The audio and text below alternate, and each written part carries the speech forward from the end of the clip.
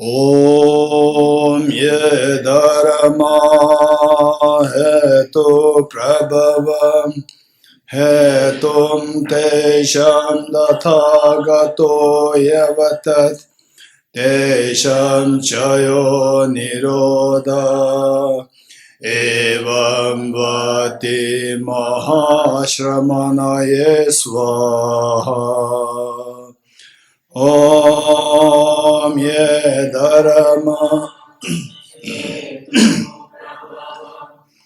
hetum tesham tathagato yavatat tesham jayo nirodha evam vati mahashramanaye swaha.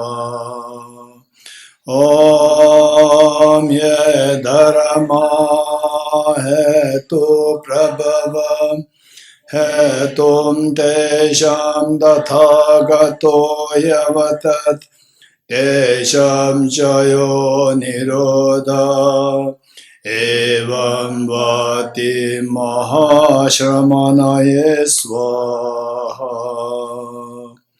All phenomena arise from causes. The causes are taught by the Tathagata, the cessation causes as well as taught by the great seer. Okay, we will read the same short text, the compilation. Page 208. Yes, from page 208. And if possible, even after this retreat, if you can read this over and over again, that would be greatly beneficial for you, particularly to implant the seeds of the wisdom of emptiness. Okay, let's read this together. In gift of Yud Radha Sutra, Manjushri, whoever listens to even this without to this teaching on emptiness, generates much greater merit than a bodhisattva who, lacking skill in means, practices the sixth perfection for 100,000 aeons. Okay, you got it? Page 208. 213 and 208. 213 or 208. All got it? Okay, good. A gift of Yud Radha Sutra, Manjushri, whoever listens even with doubt to this teaching on emptiness, generates much greater merit than a bodhisattva who, lacking skill in means, practices the six perfections for 100,000 aeons. This being so, what need is there to say anything about a person who listens to this teaching without doubt? What need is there to say anything about a person who imparts the scripture in writing, memorizes it, and also teaches thoroughly and extensively to others? The treasure of the One Daskon Sutra. Any person who, possessing all these 10 great known virtues, enters into the teaching of selflessness and has faith and conviction that all phenomena are from the beginning pure of true existence, does not go to a bad rebirth. Chapter on Subduing Devil Sutra. If any bhikshu realizes that all phenomena are absolutely passive out of inherent existence, and the beginning of defilements is devoid of self-nature, it will remove the guilt of having defilements and make unstable the defilements, thus deeming even the immeasurable negativities dysfunctional, let alone the secondary wrong done associated with ethics and rituals. Aradeva's 400 verses on the middle way. Those with less merit will not even have a doubt in this Dhamma of ultimate reality. Should an inquiry ever arise in someone, it will shatter samsara into pieces. Acharya Chandra gave this entry in the middle way. Even as an ordinary being, when hearing about emptiness, if one experiences with an utter joy again and again, tears flowing from such pure joy, motion in one's eyes, and one's hair stands on end, one is the seed of the wisdom of full awakening. So this is, it is described as somebody having the exposure to this emptiness meditation from past lives. In this life, you hear about this emptiness, you just feel like you are at home. You just you feel at home, that you are at home now. Upalitikwasa Sutra. Or we read this once more. Even as an ordinary being, when hearing about emptiness, if one experiences with an utter joy again and again, tears flowing from such pure joy, motion in one's eyes, and one's hair stands on end, one is the seed of the perfect wisdom of full awakening. Upalitikwasa Sutra. The various delightful flowers blossom, and the sparkling supreme golden apple stands so alluring. For none of these is their creator, they are posited by the power of thought. It is through conceptualization that the world is imputed. Bhikkhuni Vajrasa transcend a fundamental vehicle sutra. The mind is demonic which views the true self. You have a wrong view. These compositional aggregates are empty. There's no being in them. Just as one designates a car in dependence upon a collection of parts, so we assert a conventional sentient being in dependence upon aggregates. Venerable Shavara's writings. Searching for reality throughout space, one finds not the periphery nor the center. All perception cease completely. Likewise, through the thorough search of mind and phenomena, one finds not even an atom of essence. Since the searching mind is not found, not seeing anything is seeing the reality. Saint Zara's writings. By entering into emptiness but devoid of compassion, one will not find the supreme path. By meditating upon compassion alone, one will not attain liberation, but remain in samsara. The one capable of grasping unity of the two will not remain in samsara nor abide in personal nirvana. King of Concentration Sutra. Just as in a dream of a young girl, she met with a boy and saw his death. Joyous was she at the meeting, and in anguish at his death, view all phenomena as thus. Nagarjuna's fundamental wisdom of the middle way. Ceasing of karmas and afflictions is nirvana. Karmas and afflictions arise from conceptual thought. These arise from mental elaboration, grasping into existence. Elaboration ceases by emptiness. Neither the aggregates nor different from the aggregates. The aggregates don't depend on him, nor is he dependent on them. The Tathagata does not possess the aggregates. What is the Tathagata? That which dependently originates is posited to the empty of independent existence. That being dependently designated is the middle way. Since there is no phenomenon that is not dependent originated, therefore there is no phenomenon that is not empty. Nagarjuna's precious guidance. If the person is not earth, not water, not fire, not air, not space, not also consciousness, not all of them, where is the person out of those?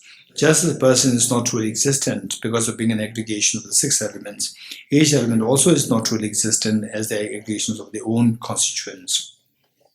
Dharma Samgiti Sutra. Form is like a mass of form, feeling is like a water bubble, perception is like a mirage, mental formations are like planted trees, consciousness is like an illusion, Sotra Suna Maitra. Nagarjuna's commentary on Bodhicitta. Those who understand this emptiness of phenomena, yet also conform to the law of karma and its results.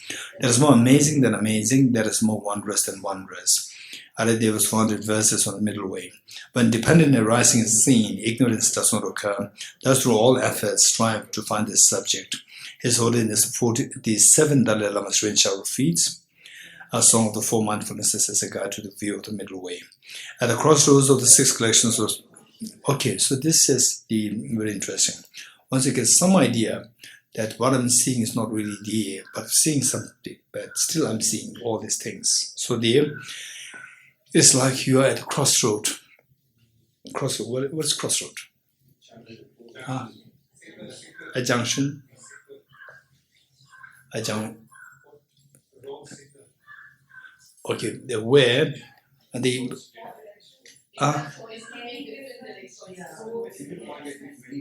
okay, many roads cross. Many roads cross. This is the easiest thing. Thank you. Many roads cross. So there, if you are there, what happens is that you will see all the different cars. You will see different cars. You will different people. All sorts of things are there, and particularly sometimes the crossroad where the public area, you'll see different people, and all the different things you can see, the varieties there. So there, if you're aware, what I'm seeing is not the reality. You see a little bit of the, this one, just put it this side, just tilt it a little bit. Okay, so it should be like middle way. Not too much here, not too much here. Little this, little. Good. That's good. Not too good. Little. Just little. That's good. Thank you. So where you just get this flower is just billions of atoms. There's nothing there. Or from distance you see a forest. You see a forest. It's just there's a forest there. But you cannot see the individual trees. You see a forest there. You enter the forest, what you see as something which is all just mixed up the air, like all just touching each other. There's nothing touching each other. It's just individual trees there. So it's how our mind creates the illusion. So this is exactly how the illusion is created by mind to see the flower as a person and so forth. So when you go in the public, like in the crossroads, then you see different people. They're all just my mental creation. Just just observe this. Try to see that.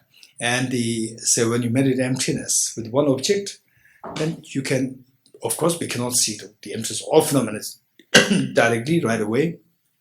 With one, then you can extrapolate it to others, and then the shift should happen gradually, not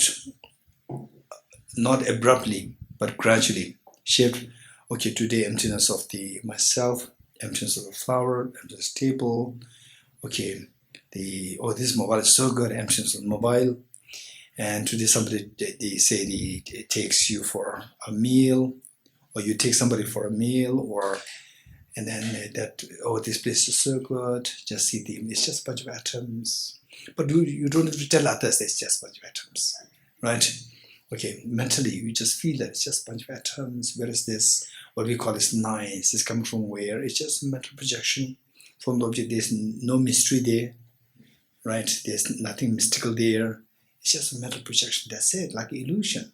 It's purely. Therefore, the Buddha described it as the common beings as like children, small children. Okay. So they at the crossroad we see how all these things, and then the seven Dalamas is advising us: be mindful, don't lose your control of your mind. Just be mindful, stay there, and be aware that all the diversity of things that you are seeing, they're all empty of true existence. They're all just like a magical show. Magical show means it's not really there. It's just your mind is creating an illusion, optical illusion. Okay, so let's read what it is said here. 212. His Holiness, the seven Dalai Lamas rain shower of feeds. So the whole text is here in this book. And if possible, you try to, this book is so precious. It is not available in the market. It still is not available in the market. Right? It's just what anybody who likes to have this as a soft copy, you can download for free. If you like to have a hard copy, you order it from Tibet House. That's it. It's not available anywhere in the world. So just look at this. You see that the table of contents is so rich. It's so rich. Yeah. So all these things, the full text is in this book. This is just a compilation of all the verses from the different text sources to make it rich in one small section. Okay, at the crossroads of the six collections of consciousness that have diverse perceptions, are seen the hazy dualistic phenomena which are baseless. There's a magical show that is by nature deceptive. Don't believe them to be true, but view them as having the nature of emptiness. Don't let your mind go astray, but place it within the nature of appearance and emptiness. Through not losing mindfulness, hold it within the nature of appearance and emptiness. The sphere of appearing and existing phenomena is pervaded by the space for ultimate clear light for suchness. There's an ineffable ultimate reality. View this nature of emptiness through abandoned mental contrivances. Don't let your mind go astray, but place it within the ambience of reality. Through not losing mindfulness, hold it within the ambience of reality. His Holiness the 14th Dalai Lama's prayer for proliferating Damdul and snows. Venerable Marba Lozawa, Shebe Dorji Jizumelaripa, and so on, the host of the precious Kaigi, the source of blessings, the channel unaccepted masters of this outstanding tradition. To you all I pray. May the Buddha Dhamma of the land of snow blaze forevermore. All phenomena encompassing samsara and nirvana are but the radiance of the spontaneous awareness. Awareness itself, due to elaborations, is realized in the nature of Dhamma. This is, again, very powerful. So let me quickly explain this. What it's saying is that, for example, in the dream, you see beautiful things, you see very scary things, you see so many complicated things, you see simple things, you see people who are very helpful, kind, people who are so nasty. So they all come from where? In the dream, you're unaware that it's coming from your mind, but in actual, they're all coming from your mind. So first, so likewise, all what we say, just as this flower, it's just a bunch of atoms, but you see it's a flower. This is your mental projection. Even the atoms, they also consisted of electrons, protons, neutrons. Even the atom is also a mental construct. Even the electron is also, they consist of many parts. So there will be everything that we encounter with, they're all nothing but the projection of mind, like the dream. So what happens is that in the dream, you wake up to say all what is happening. You wake up, they're all just coming from your mind. So all withdrawn towards your mind. What's left now? Mind is left. So if this mind, if you subject this to ultimate analysis, even this mind is also empty. Okay, so it's being explained in two ways. One, how everything dissolves into the mind, seeing that they're all projections of your own mind. This is one thing, by seeing that it's just your mind seeing a flower, that's it. From distance, we see something as say the forest, but you go inside, you just see the individual trees. And the water as ocean, very scary. From distance, very beautiful. And then when it goes into tsunami, it's very scary. But it's just made of electrons, protons, neutrons. That's it. That's it. But it functions as a very scary object, which overflows and forms a tsunami. And then when things settle, it sucks back all what is in it. It sucks back into the ocean. If you're trapped there, finish. You will be just sucked up back into the ocean. Very scary, but it's just made of atoms. Where is that thing which is so scary? Besides your, like the dreaming mind. Okay, so this is one thing. Then the next one is, for example, let's say that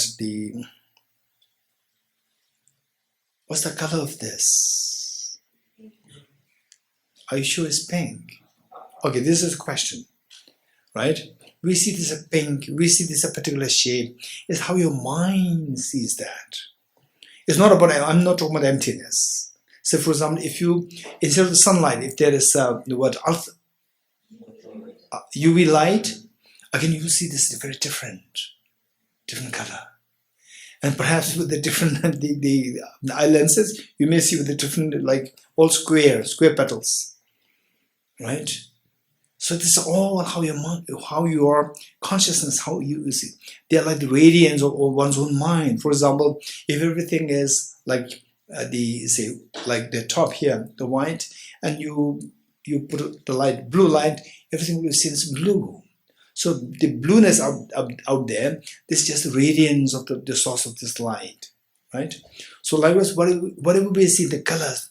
In fact, how many of you question this? What I'm saying, is this really the pink? Is this really black? What I'm saying, is this what is skin color? Is this a skin color?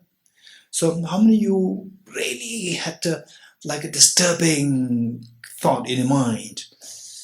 What's the real color? Presents? Very good. In fact, this was what happened to me when I must be age, I think, 12, 11. I was in school as a young boy during the winter holiday where nowhere to go. All the other children with their parents, they already left. Some children who are like, from a poor family background, no parents, or orphans, they all stay behind the school. And sometimes there were a little bit of entertainments there. And we were, I think, sometimes doing a little bit of prayers, sometimes movie. Movie is just one time in a month. That too if lucky. And then it is like dusk. And going out, there was the school basketball ground. So out of hall, then you see the basketball ground. In the basketball ground, the first time I think it is fluorescent light. Fluorescent light was newly installed there. And what color of my coat, I don't remember, jacket. A simple jacket, I don't know what, maybe like blue. And then going out, what happened? My jacket is very different. My jacket is like pink. It's very different. What happened? Then it disturbed my mind. Not because I lost the blue jacket, simply because what's the real color? What's the real color? This was one thing that really disturbed my mind, which means that it shakes my belief system. It shakes my belief system. So that was so that way what we're seeing is whatever we are seeing, these are just how the lights emit and how your sense consciousness, they receive things as this shape, this house, and so forth. This how a mind interprets. So this is like the radiance of one's own mind. What is left now? If this is a radiance of one's mind, what is left? The mind is left. So this mind, if you analyze it, subject to ultimate analysis, even this is like illusion. So from this, is there so like nothing is there? No. If you say nothing is there, again you are seeing nothing as objectively real. Okay. It will take a little time to digest what I'm sharing with you, but these things are very precious. This is what His Holiness says. His Holiness 14th Dalai, President Dalai Lama wrote. Okay, let's read this. His Holiness the 14th Dalai Lama's prayer for proliferating the Dharma of the land of snows. Venerable Marbalo Zawa Shebe Dorji, Jasmine and so on, the host of the precious Kagyu, the source of blessings, the chain of the unexcelled masters of this outstanding tradition. To you all I pray, may the Buddha Dharma of the land of snows blaze forevermore. All phenomena encompassing samsara and nirvana are but the radiance of the spontaneous awareness, your own mind. The awareness itself, devoid of elaborations, when subject to ultimate analysis, we see that it is even illusion, is realized in the nature of the Dharmakaya. Pervading all existences and appearances of samsara and nirvana is the great Mahamudra. May the Buddha Dharma of the land of snows blaze forevermore. Nagarjuna Smriti Damdul. Impermanent, suffering, and empty, these three, they purify the mind. The Dharma that is unsurpassed in purifying the mind is the lack of intrinsic nature. So look, this is the very important point, that the Dharma that is unsurpassed, unparalleled in purifying one's mind. Finally, our job is to discover your true nature of your mind. True nature of mind, what should be done, how to do that, how to discover that, remove the mental dirt. How to remove the mental dirt? By applying the remedies, which is the most efficient remedy, Nagarjuna said, is the lack of intrinsic nature. The mind with the wisdom, which realizes the lack of intrinsic nature, emptiness of intrinsic nature. Let's read this again. Nagarjuna's in praise of Dharmadhatu. Again, Dharmadhatu, this text is here. The complete text is in this book. Dharmadhatu, complete text is in this book. Impermanent, suffering, and empty, these three, they purify the mind. The Dharma that is unsurpassed in purifying the mind is the lack of intrinsic nature. Concluding prayer in Lama Tsongkhapa's commentary on Nagarjuna's fundamentals of the middle way. Throughout my future lifetimes, may I always be guided by Arama Jushri and be able to uphold the Dharma in general and the teachings on dependent origins in particular, even across my life. Okay, with folded hands. Shiri Heruka, Shiri Heruka, Shiri Heruka. Here is the selflessness of phenomena, the emptiness of the mind, which is the source of everything, as it is imputed to be of causal nature. Ru is the selflessness of person, the emptiness of self that is fabricated by the web of conceptual thought that grasps the self of person. Ka is the ultimate reality, the absence of the dissonant duality of subject and object. Shiri is the non-dual exalted wisdom that abides in congruence with the emptiness of the object. This is the meaning of Evam.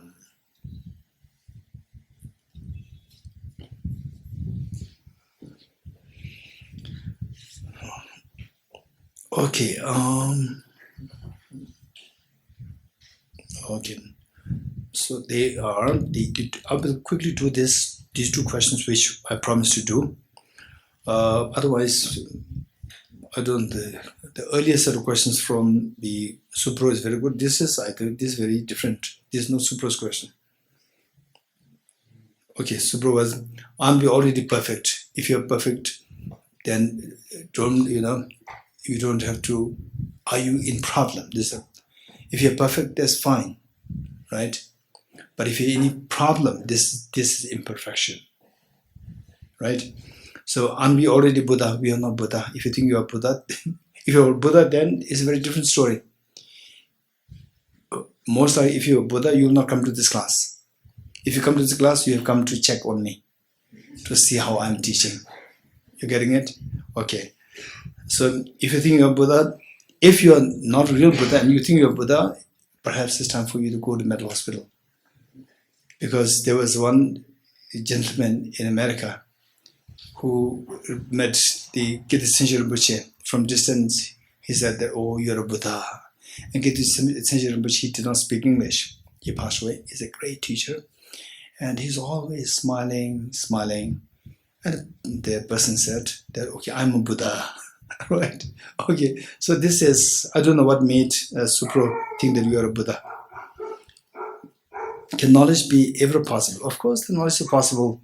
For example, say the Nobel laureates in literature, Nobel laureate in Nobel Prize in literature, economics, physics, chemistry, medicine. These are all the indication there is a knowledge there. Knowledge is so precious, right? So we should be more realistic. Can be okay. What is Zen? Okay, that's good. The next is about the resolving the third turning wheel of Dharma. What is the third turning wheel of Dharma? Third turning wheel of Dharma pertaining to the let's say the first turning wheel of Dharma, where the Buddha taught. Where the Buddha taught that the Four Noble Truths exist truly. In the second turning wheel of Dharma, where the Buddha taught nothing exists truly. So the Bodhisattva Brahma Samudgata stood up in Vaishali in the congregation of huge congregation presided over by the Buddha, that in the first turning the Tathagata Buddha taught the Four Noble Truths to be truly existent. In the second turning, the Buddha taught nothing exists truly existent. So the Buddha, being the full awakened one, there should be no confusion. Say there must be a reason. What could be the reason for this? So the Buddha interpreted his own teachings. Okay, now things will become a little easier for us. That things are all subsumed under three groups. Things meaning existent or non-existent. Anything that comes to your mind, all are subsumed under three groups. Okay, say, okay, first, existent and non-existent, right? Anything that comes to your mind should be either existent or non-existent. How do you agree with me? Good. Now I'm doing a little bit of mapping here. The things that come to your mind can be either existent or non-existent. All those which I don't classify any further. Just remember those points which I don't classify any further, which I don't divide any further. Remember those points. So existence and non-existence. And non-existence, I'm not going to classify any further. Existence, I'm going to classify further into two: permanent and impermanent. Permanent and impermanent. Impermanent, no further division. Permanent, I'm going to classify into two: ultimate reality and permanent phenomena other than ultimate reality. Okay, let me say this again. Anything that comes to your mind, anything that comes to anybody's mind, Nobel laureate's mind, or your mind, or musician's mind, or anybody, that is classified into two. What are they? Existence and non-existence. And existence, I further classify this into two: permanent and impermanent. Permanent, again, I further classify into two: ultimate reality and permanent phenomena other than ultimate reality. Okay, now tell me, how from this classification, what are the points which I did not classify any further? Tell me. Raise hands. Churila, yes. Non-existent. Then?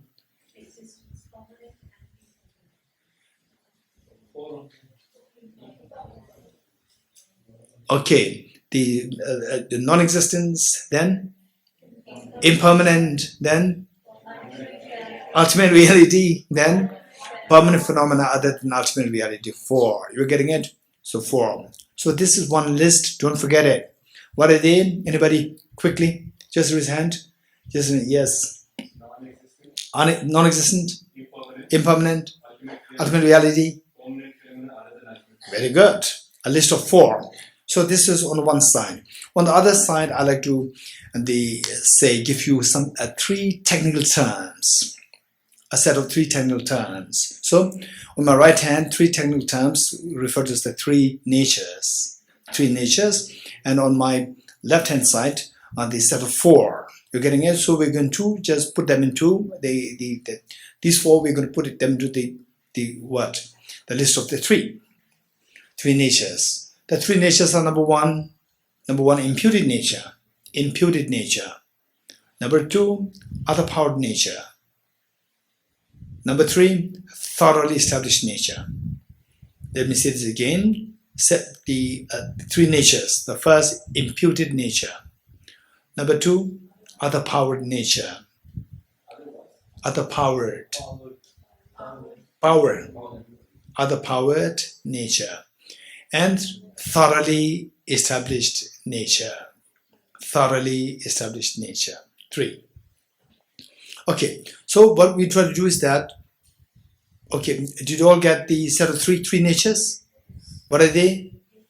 Impure nature, other powered nature, thoroughly established nature. Okay, now the set of 4 that we had, we're going to put them into the 3 natures. So from the set of 4, what is the first?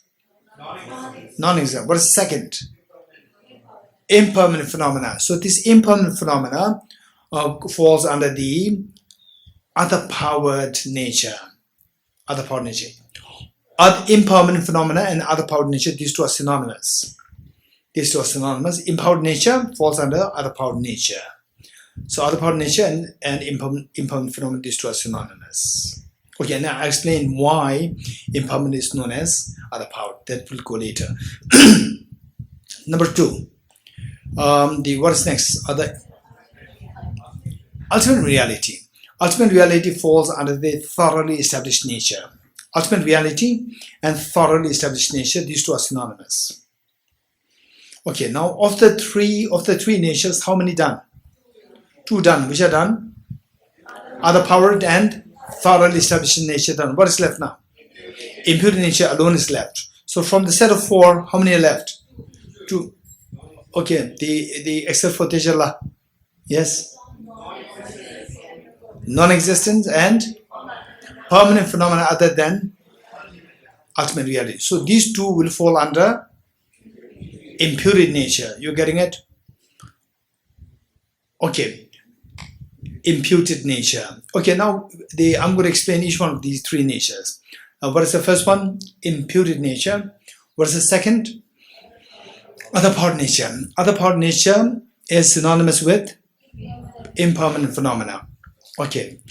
The impermanent phenomena means phenomena which have substance which undergo change. And these phenomena, impermanent phenomena, they are known as other powered because they come into existence. For example, the flower comes into existence by the power of other causes and conditions, other powered. Impermanent phenomena like flower, the food, your body, and so forth, they come into existence by the power of other causes and conditions, other powered. This is meaning of other powered nature. So impermanent phenomena, other powered nature, these 2 are synonymous. Okay, the next, what is left? Thoroughly established nature and what? Ultimate reality, these 2 are synonymous.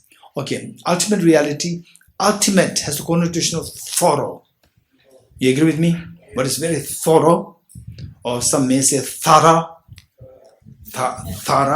or thorough, British thorough, Americans thorough. Okay, thoroughly established nature, thorough has a connotation of absolute or ultimate. So ultimate nature and thoroughly established nature, these 2 are synonymous.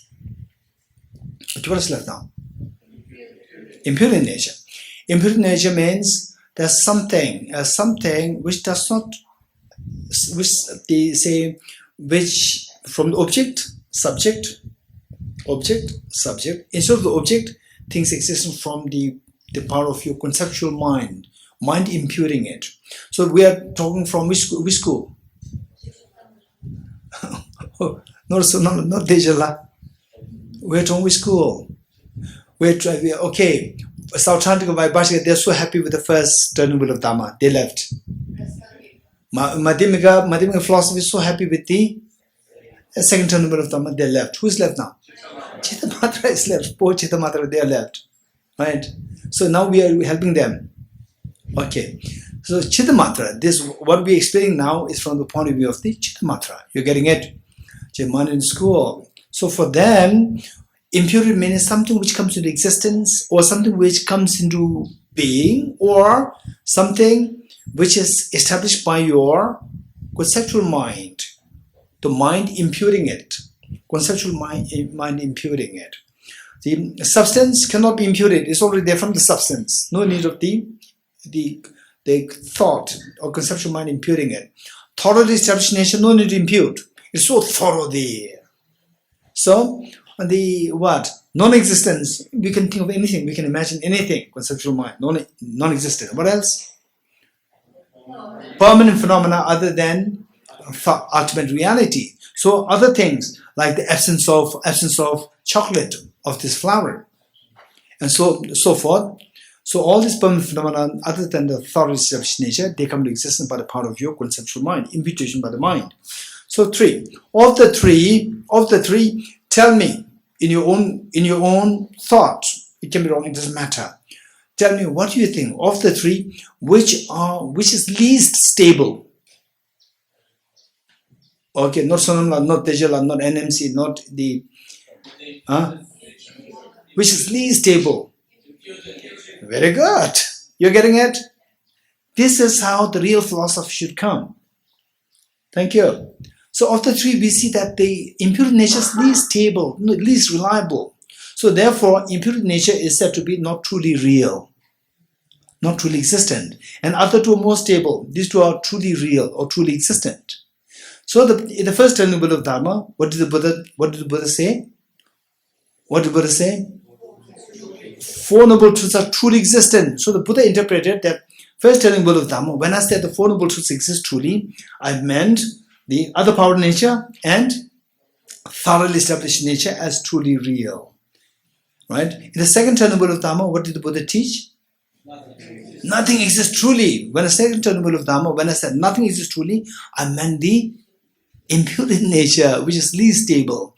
That is the not truly existent. So that became the third turning wheel of Dharma.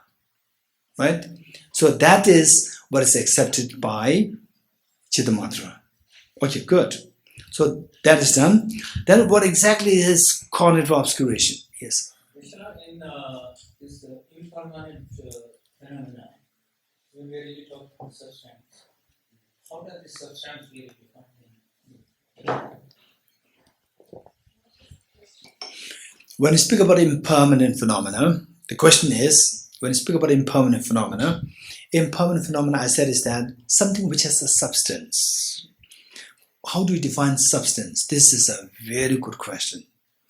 Say, oftentimes, particularly Prasangika rejects the substantial reality. Substantial has a connotation of objective. You're getting it? Objective. But at the same time, we see that even Prasangika would say that this flower is made of atoms, and atoms are substance. And we also conventionally talk, and Prasangika tallies very much with the conventional world. So we talk about what she said, what he said. Usually, some people, good things are always with he, bad things are always with she. Right? Okay. This is not too. It's not too acceptable. Okay, let's say that what he said is it doesn't have any substance. Right? Or what she said, there's a substance there. You're getting it? So again, in the conventional norm, there is this substance, non-substance. It is there. But what Prasanga rejecting is objective substance.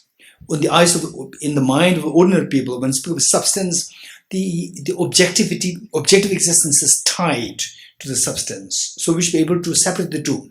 Remove the objectivity and leave the substance there. So that remains the impermanent phenomena. So what is substance? This question. Substance can be thought of in two ways. One is the physical substance. Number two is the temporal substance. Temporal substance with the mind. And so for many of us, okay, today very likely I'll take another half an hour extra. Okay, oftentimes people, even you chat with the neuroscientists, they want something very tangible. So they are more happy to touch the brain rather than the mind.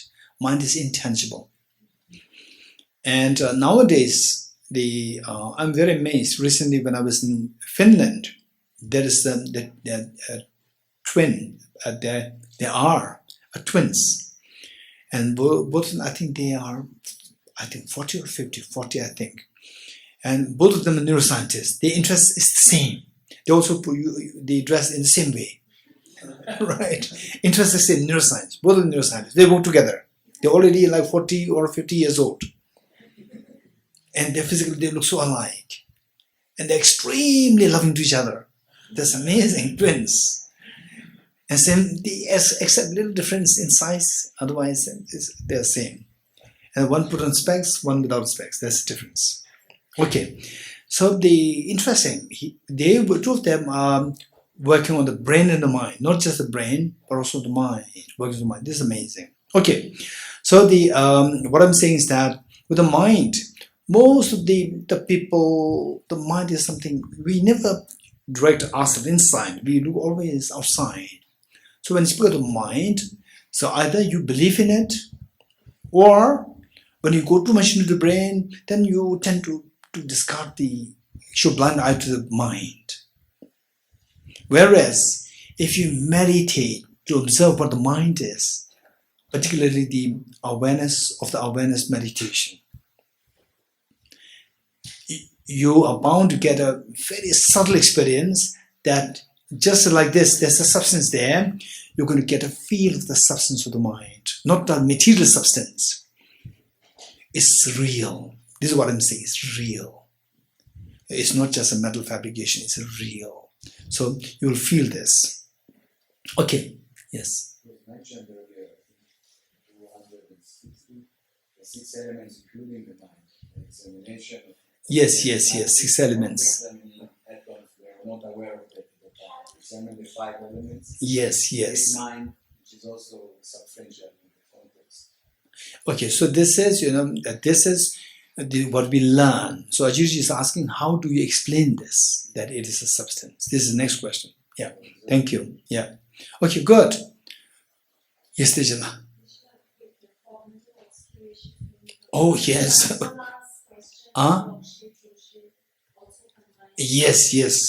Yes. Okay, what exactly is cognitive obscurations? So we talked about the two mental defilements, 2 layers of mental defilements. The gross one is known as afflictive obscurations, and the subtle one is known as cognitive obscurations. And what's the example for the afflictive obscurations? Not what the illustration, I'm asking the examples. That's also illustration, also example. These are illustrations, non-illustration examples, like garlic, right? Solid garlic.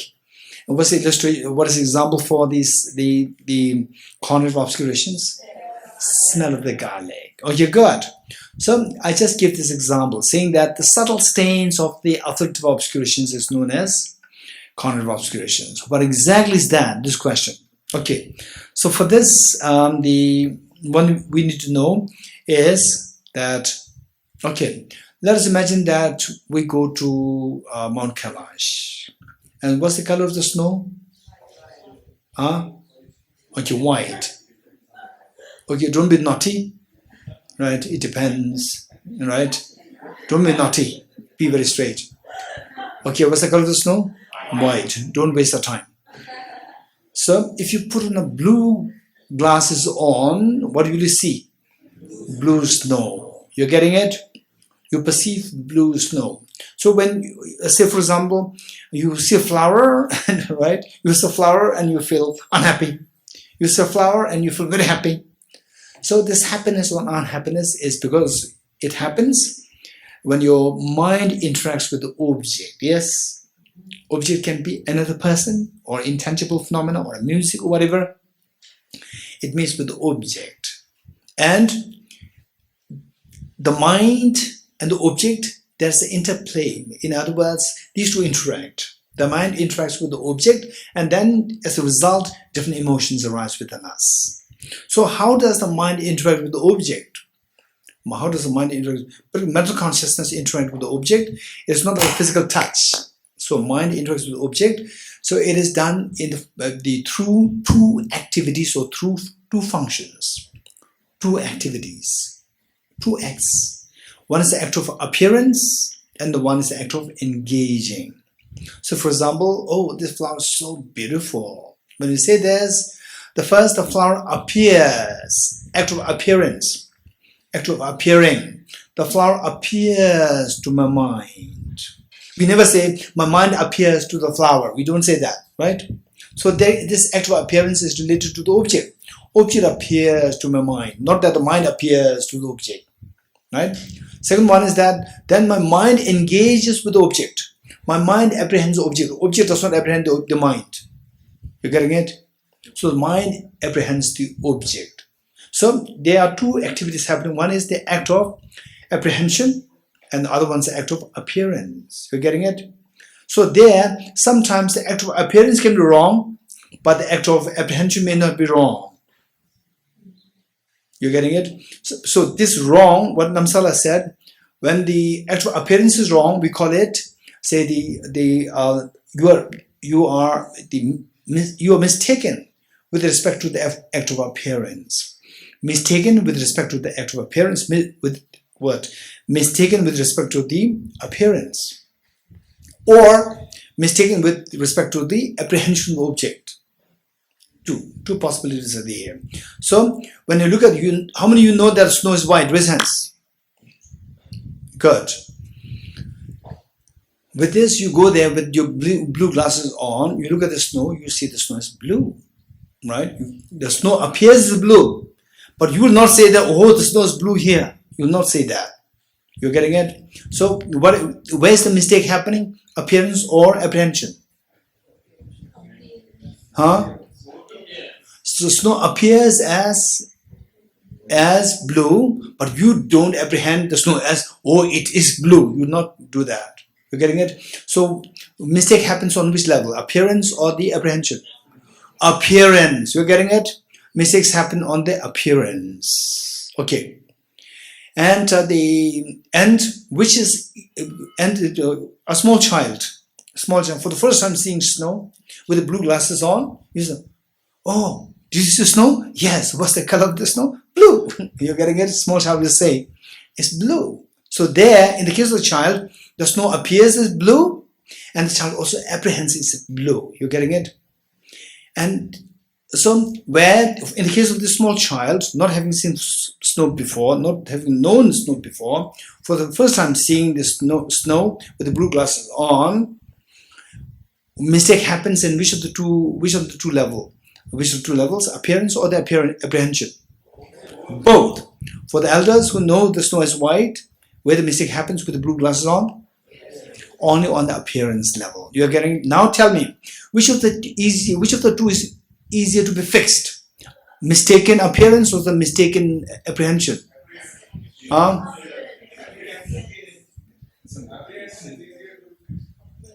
Mistaken apprehension is easier to be fixed. Even though you have the blue glasses on, still you know that it is not blue. But it continues to appear as blue. You're getting it? So, say likewise, when you look at this, how does this appear to you, the flower? Objective real or subjective real, like a dream?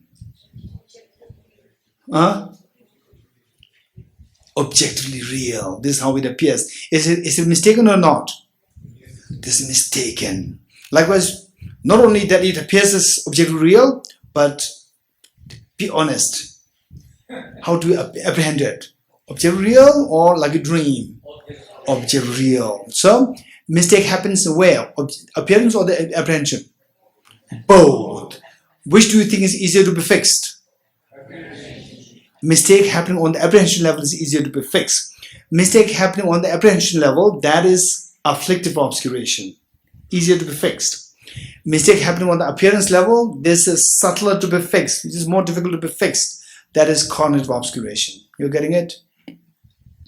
Mistake? Yes, over there. How to make sure that the mind doesn't take it as an offense? Offense meaning? I don't understand. See, there's a flower. I'm So you look at this flower, and then what? when you're speaking about fixing the apprehension, Okay, so you see this flower appears objectively real, which is mistaken. Not only that, you also apprehend the flower as objectively real. And if you could remember, okay, let's do this exercise once more. Look at the person sitting next to you, very quick. Look at the person sitting next to you.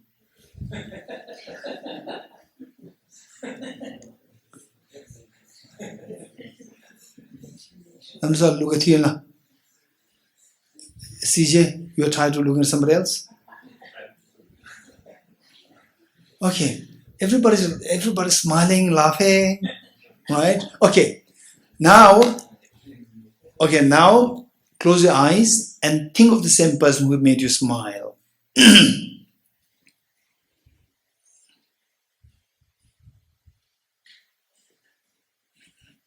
Okay, I'm glad that nobody is smiling. If you smile, what should you do?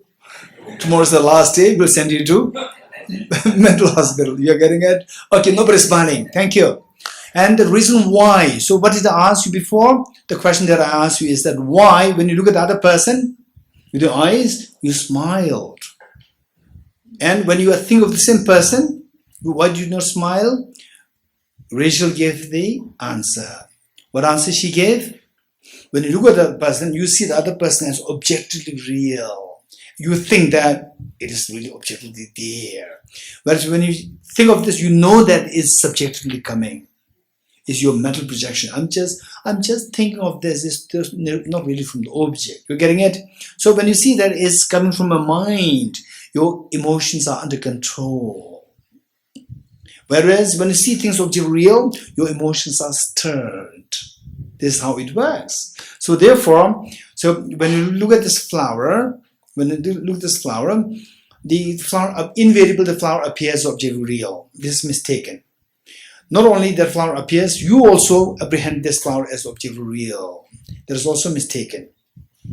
Right? So I said, which of the two is easier to be fixed? And you said that mistaken apprehension of the flower objectively real, that is easier to be fixed. So that is a grosser one. That is grosser one. That is of the two afflictions. What is that? Afflictive obscurations. Whereas the more difficult to be fixed, that is appearance. Although you know that it is objectively empty, but the flower, you look at it, the flower continues to appear as objectively real till you become a Buddha. Till your mental developments are removed. The flower continues to appear as objectively real. You look at any person, the person continues to appear as objectively real, while you know for sure that nothing exists truly. Okay, so your question, what is your question? my question was by fixing the apprehension, but why fixing the apprehension? So like I work with people in the community. So there's something which had been misunderstood by someone. So if I imply the phenomenon, if I teach somebody the actual reality of the phenomenon or anything else, how do I do without hurting the person? Okay, so the first, don't say they come, I will teach you how to fix the cognitive obscuration. Don't say this. First you ask, what do you want? If you're a company CEO, tell the person, what do you want? The person says, I'm feeling so that there's so much of deadlines. You reduce the deadlines. Don't talk about emptiness. Right? And the other person says that what lunch break is too short. Lunch break is too short. That's just half an hour. Then talk to your managing committee and make it like 1 hour. Right? Don't talk emptiness. Don't talk about fixing the cognitive obscurations. You're getting it? Only when a person is interested, right? Sir, what I'm saying, is it real? Right? then you think of fixing the.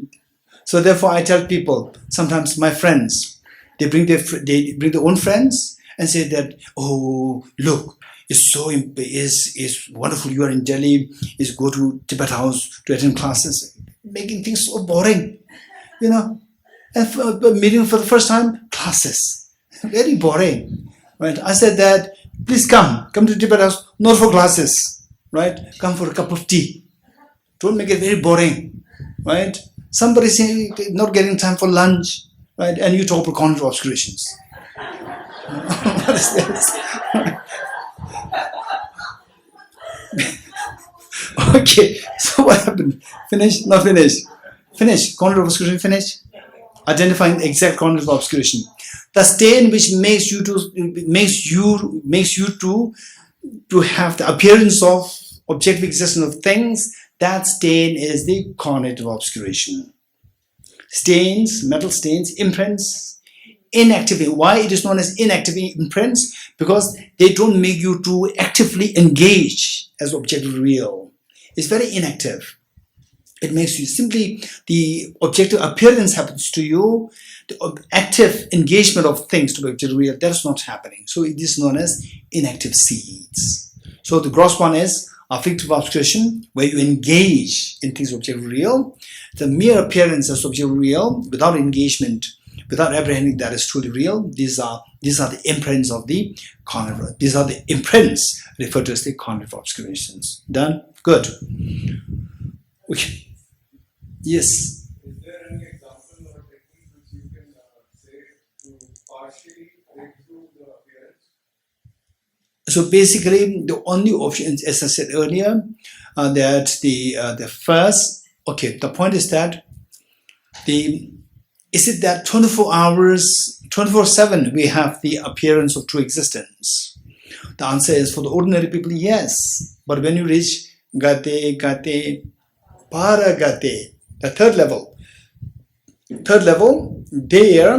then there are times where you're able to see the ultimate reality directly. In that experience, all the objective appearances shut down.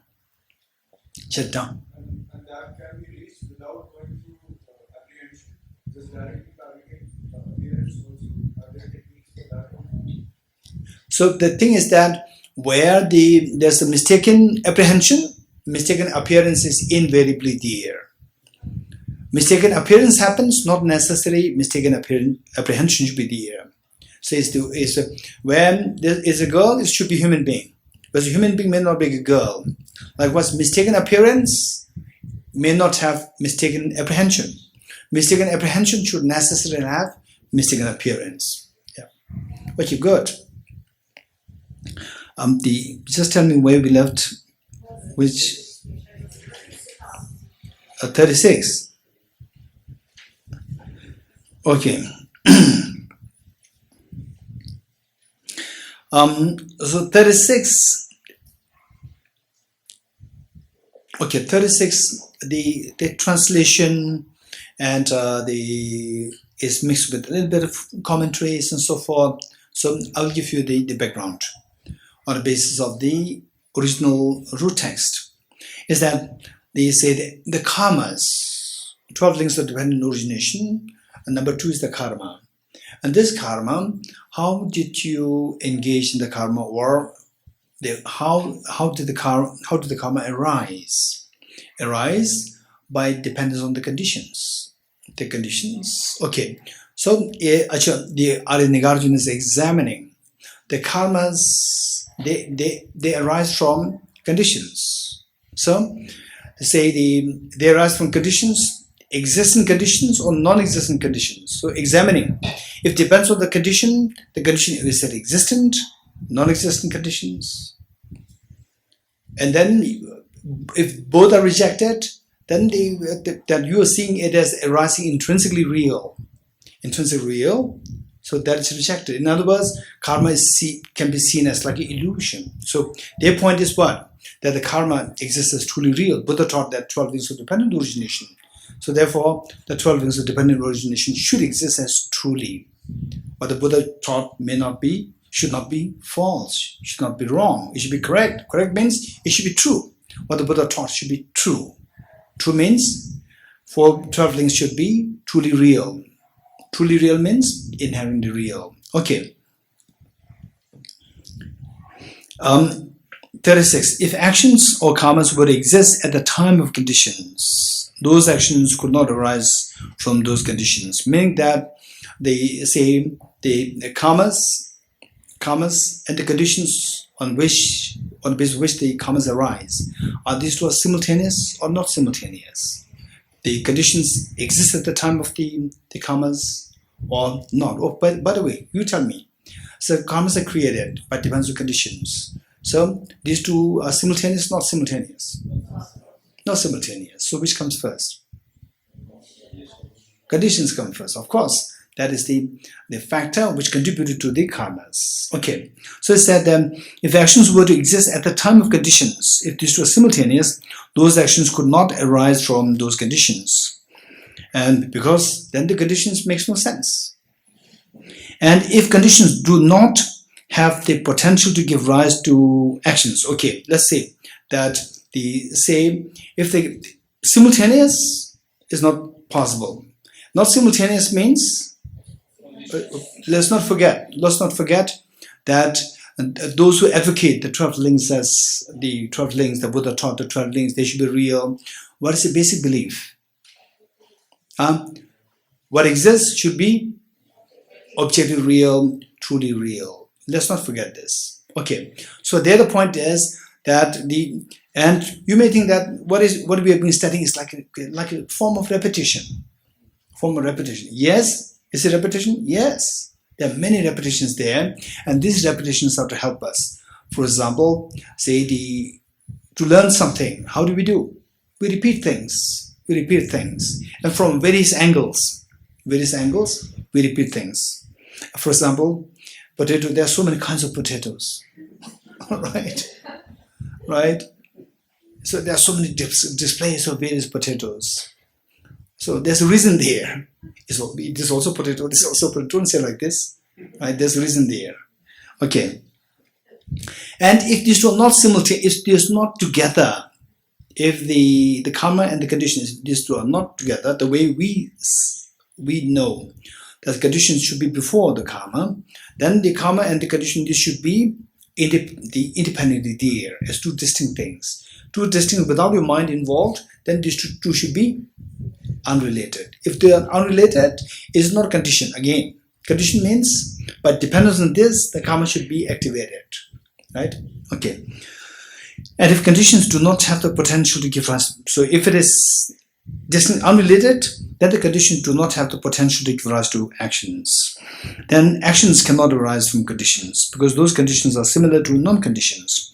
Because actions cannot arise even slightly from non-conditions, so therefore all composite phenomena are like an illusion. So what is this? Then they say what we are seeing as karma, it should be arisen from the causative conditions. But causative conditions, they become totally irrelevant. So then the karma, what is karma? So then you get a feeling that it is, I cannot posit it. So when you feel that it's not posited, experientially, when you start to feel it, it can create a little bit of mental disturbance. It'll come.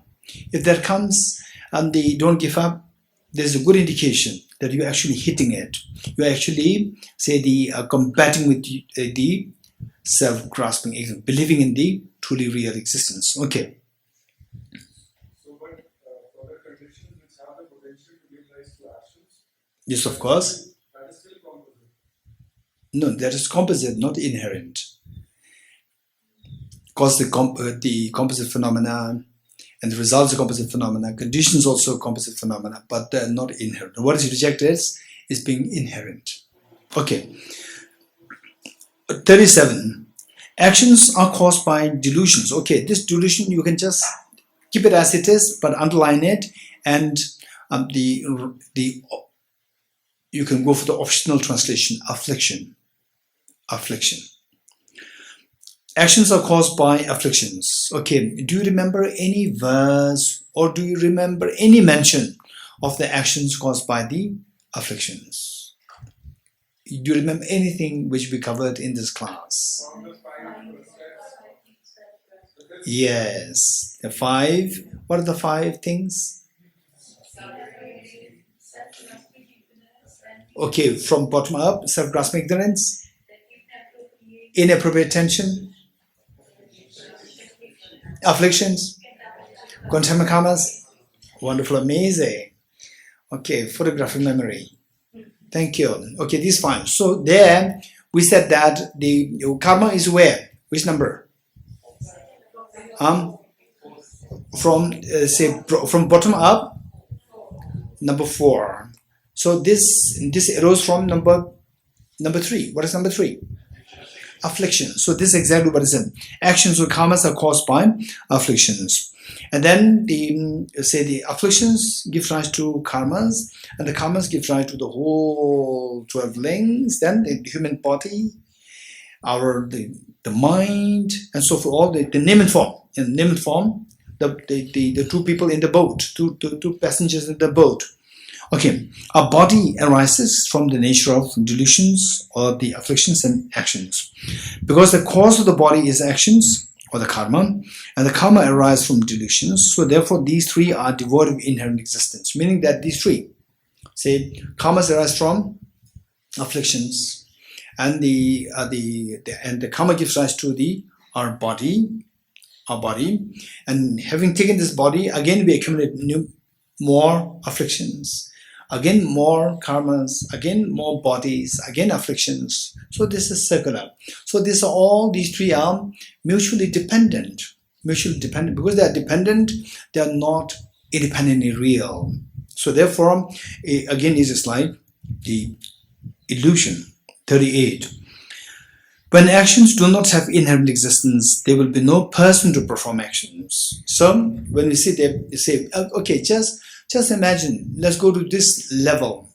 Let's say that let's go to this level. Let's say when a manner in which you look at the flower through electron microscope, you just look at the other person. Okay, look at the other person sitting next to you, and just see that person in the light of atoms. Just a bunch of atoms.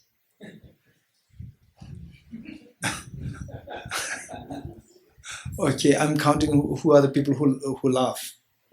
Ajirji is the first one, then the Anu, number 2. Okay, then the Sangeeta, number 3. Okay, I'm saying, then the Indrajitji, openly smiling. Okay, all these people, if you did see that other person in the light of atoms and still you start laugh, you have to go to mental hospital, right? But if you just cannot see the person as a person, then you don't have to go. If you see the person just a bunch of atoms, still you smile, then something is wrong. Okay, so the point is that is it true that the other person that makes you laugh the body is a bunch of atoms? Yes, no. When you see in that level, it will not make you laugh. Yes. Okay, good. So we see that. Okay.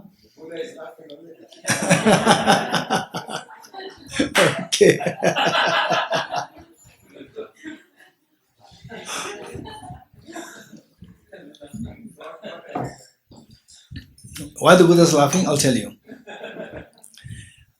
One time, I was in school children in the boarding school. Children always fight with each other, always prove that I'm right, you're wrong, always. And then the elders, they said, you're wrong, and you have to keep quiet, otherwise you'll get slapped, right? Otherwise, with others, you try to prove that I'm right, you're wrong. And one time, I was with my father, and 2 of us, I was just I think about 10 or 11, and I started to have some conversation with my father, and I started to have disagreement with my father. And I said that you're wrong. And he said, yes, you're right, I'm wrong. Wow. For the first time, I was so impressed. Wow, somebody's there who acknowledged that I'm right. The Buddha is saying you're right, smiling, out of love. Yeah, not because that you're right. Okay. 38. When actions do not have inherent existence, of course, objectively when you analyze, you see that the actions, they don't really exist there as objectively real. So because of this, where is the performer? Where is the person who performs this action? Because both of them do not exist as truly real, then the results coming out of this action also do not exist truly. When there are no results, there will be no person to experience that result, those results physically and mentally. Because of that reason, that actions do not exist inherently. So all phenomena are devoid of inherent existence. Okay, this is one thing. Initially, go like this. Okay, objectively there's nothing there, subjectively there, and once you get a little bit of intellectually, you are happy with, okay, reading the text and so forth. Then don't just always go with the words. Always don't go with the words. For example, like go into this analysis.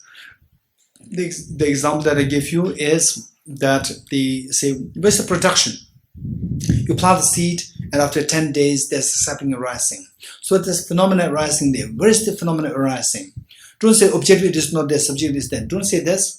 Where is the phenomena arising? Arising means it should arise in time.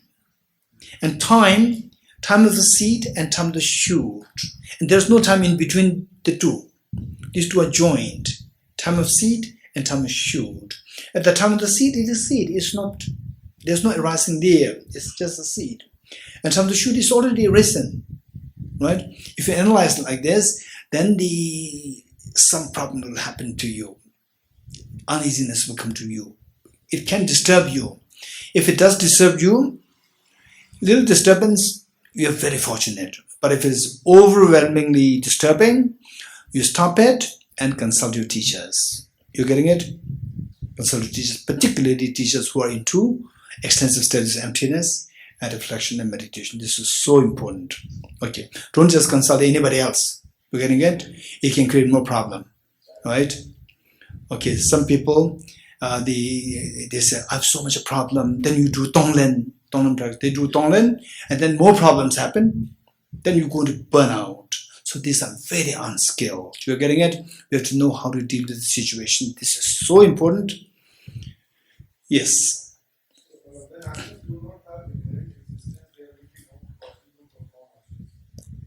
There's no inherent person to perform the actions. Yeah.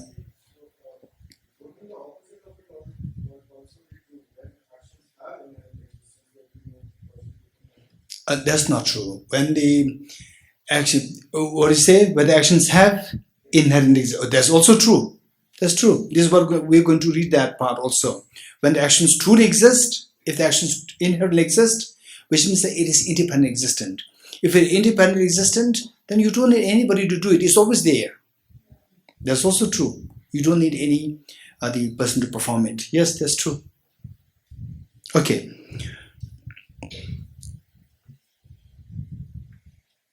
Okay, this is one thing. And then I think there's another section where we'll do it. It'll come about the time. It comes in the later part. 39.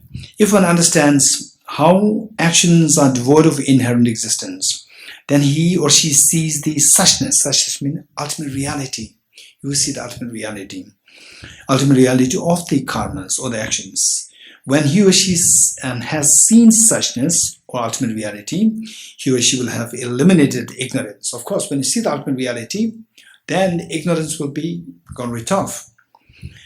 Then the actions which are caused by ignorance cannot arise in him or her. And so the results of actions such as consciousness, the 12 links, the karma, number 3, the consciousness, then number 4, name and form, they will all stop.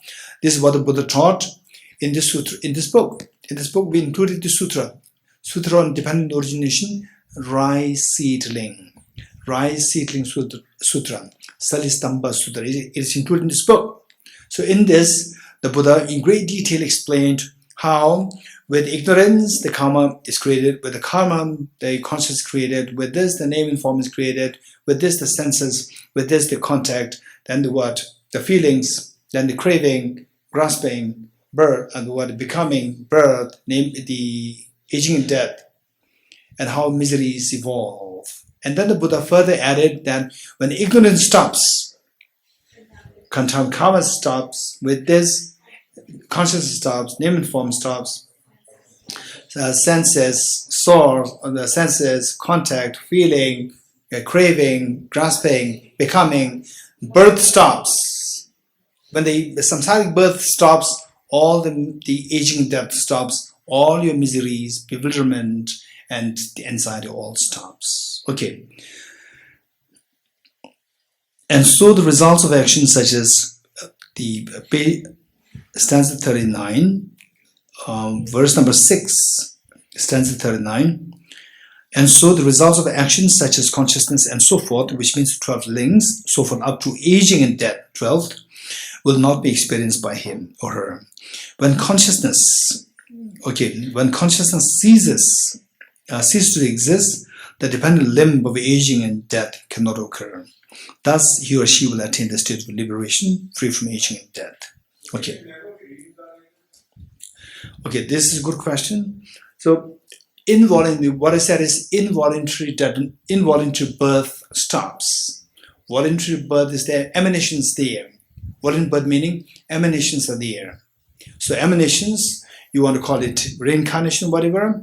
So involuntary reincarnation stops, but the emanation is always there.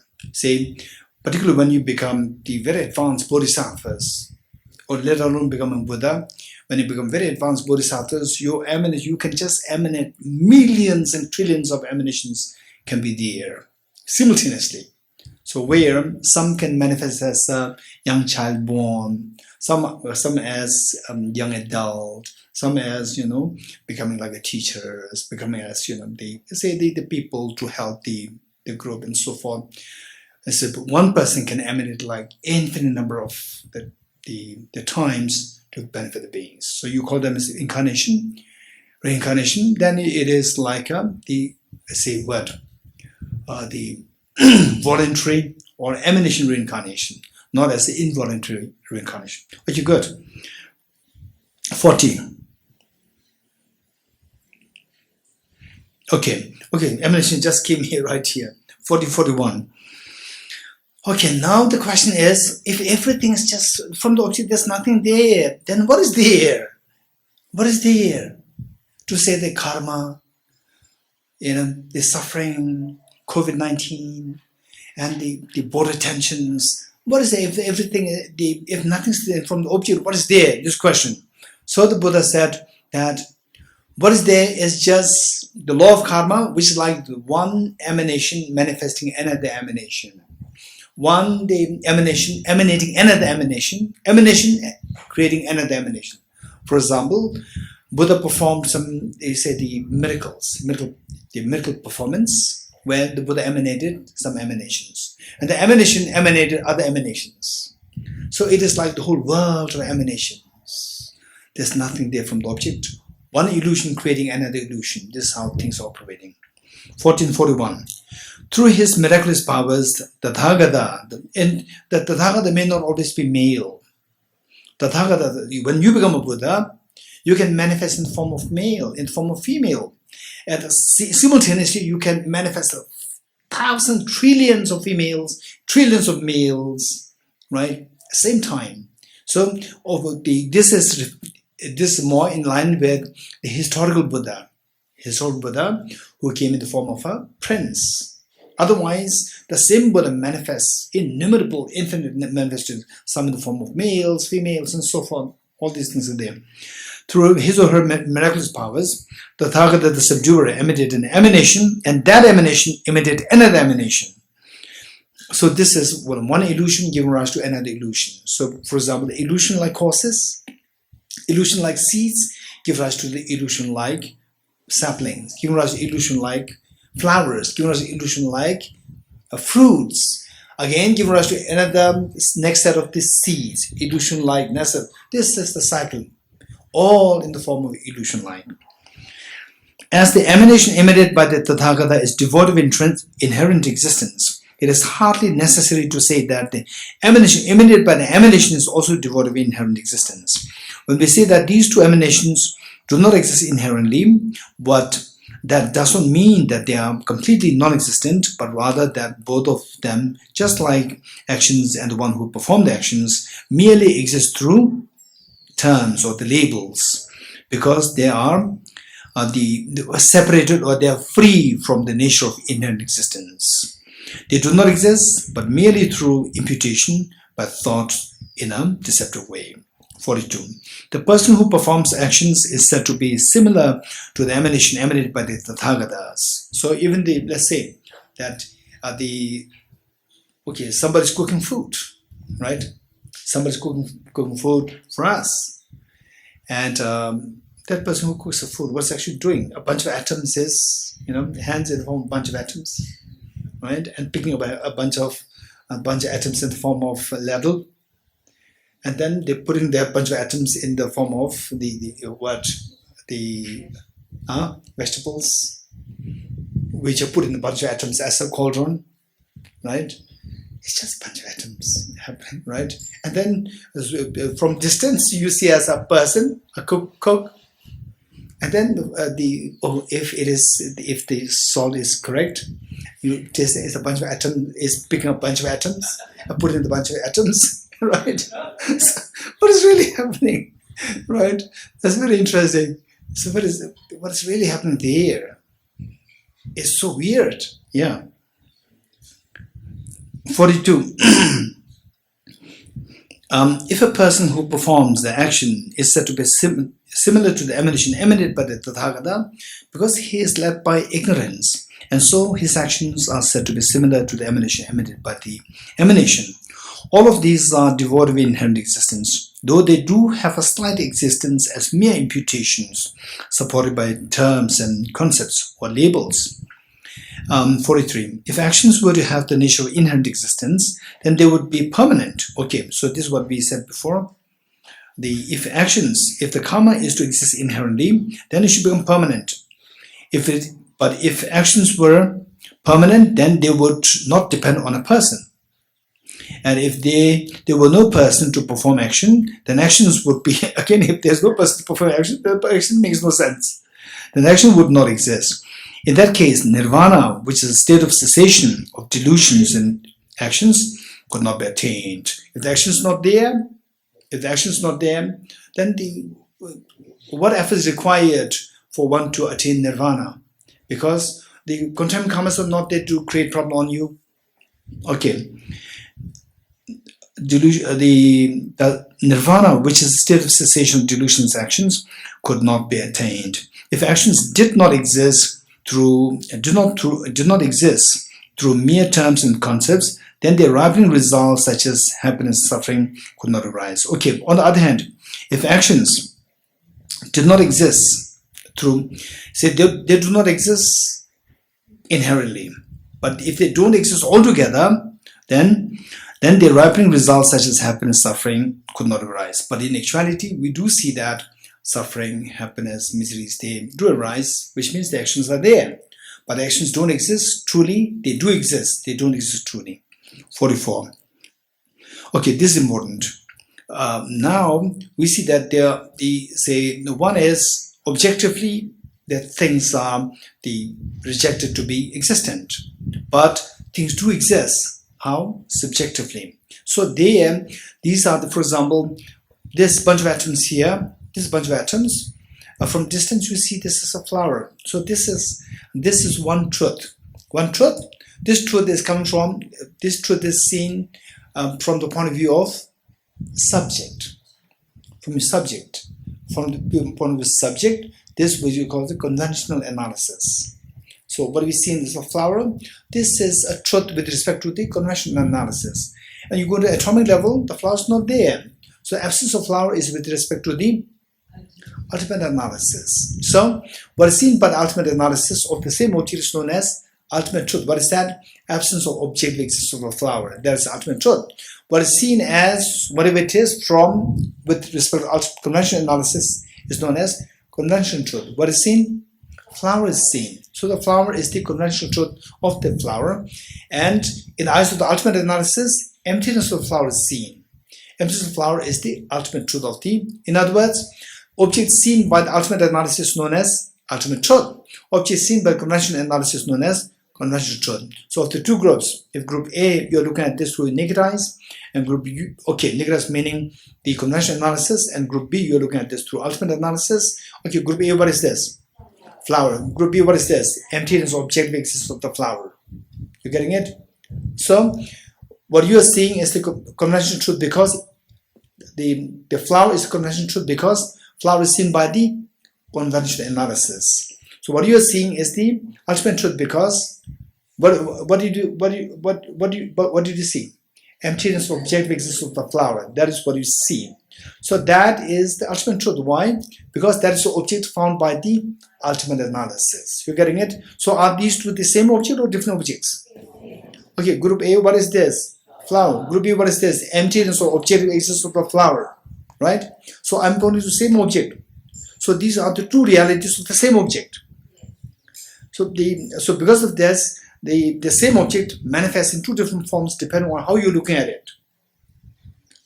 So therefore, in Heart Sutra, okay, just open the Heart Sutra in the book. So this is really like a treasure book. Everything is in this book. You're getting it. Heart Sutra, open it. What is it? Page number? 29. 29. Turn to that part which says, form is empty, emptiness is form. Form is not other than emptiness. Emptiness is also not other than form. Okay, just open that part, page 29. Okay, now let's see. How do we understand it? This is so precious. In the first place, the Buddha taught innumerable teachings on the emptiness. And of these, this particular part, the small part, just like 2 pages, is known as Heart Sutra. Essence of the Perfection of Wisdom Sutra. Essence. From this, the quintessential of this essence is the 4 lines. Form is empty, emptiness form. Emptiness is not other than form. Form is also not other than emptiness. Su tomba wo, tomba ni su so. Su le jo tomba ni shen mai, tomba ni le su shen mai no. In Chinese?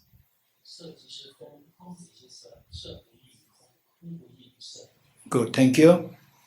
Okay, is there anybody who can say this in Hindi? No? Okay, so the Chinese they pass, Tibetan pass. So English we are all same. Hindi? Sanskrit? Okay, somebody who is a native speaker in Hindi. Rupam shunyata, shunyata rupam. Then?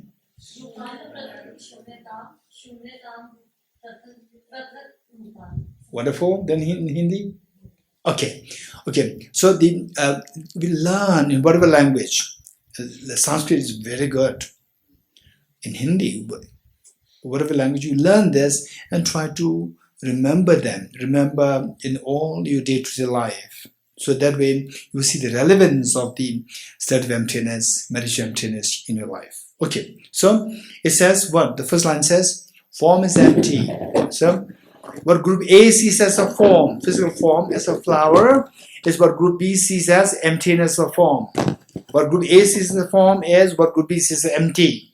You getting it? Form is empty. What is next line?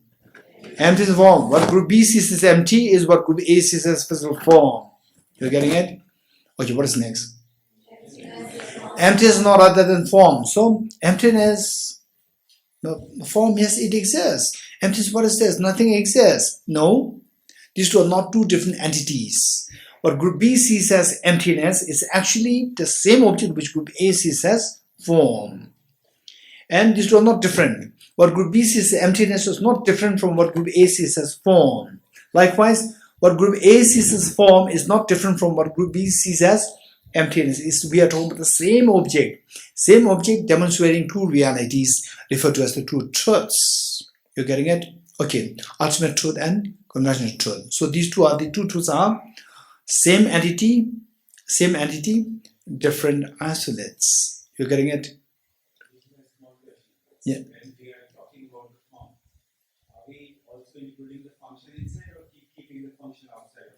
Okay, this is a good question. There is no form without function. Good.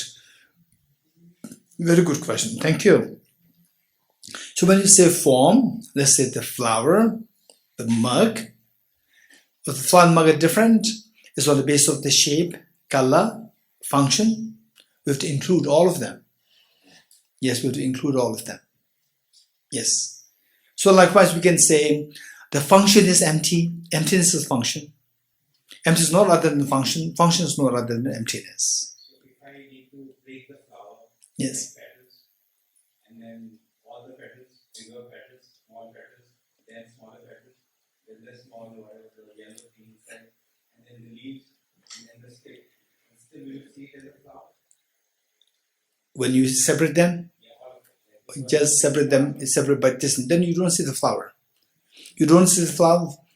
Then the flower conventionally, even the flower dissolves. It's like breaking the flower, right?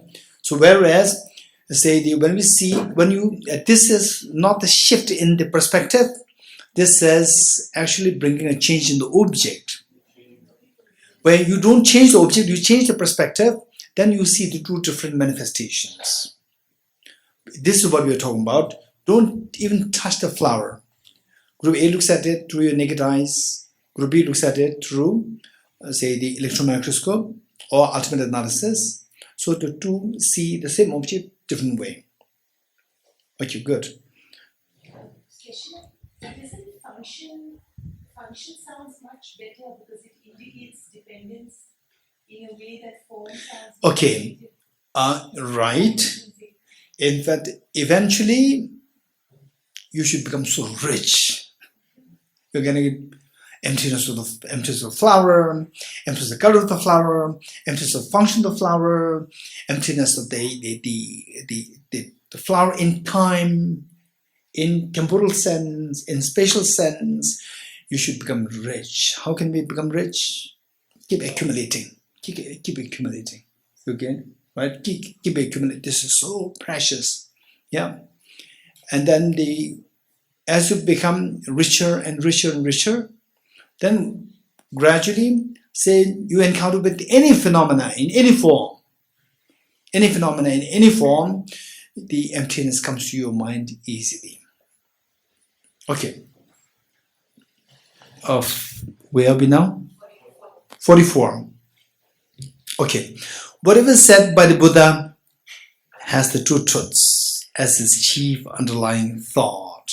So when the Buddha taught that there's no eye, no ear, no nose, no tongue, and so forth, Buddha taught the form is empty.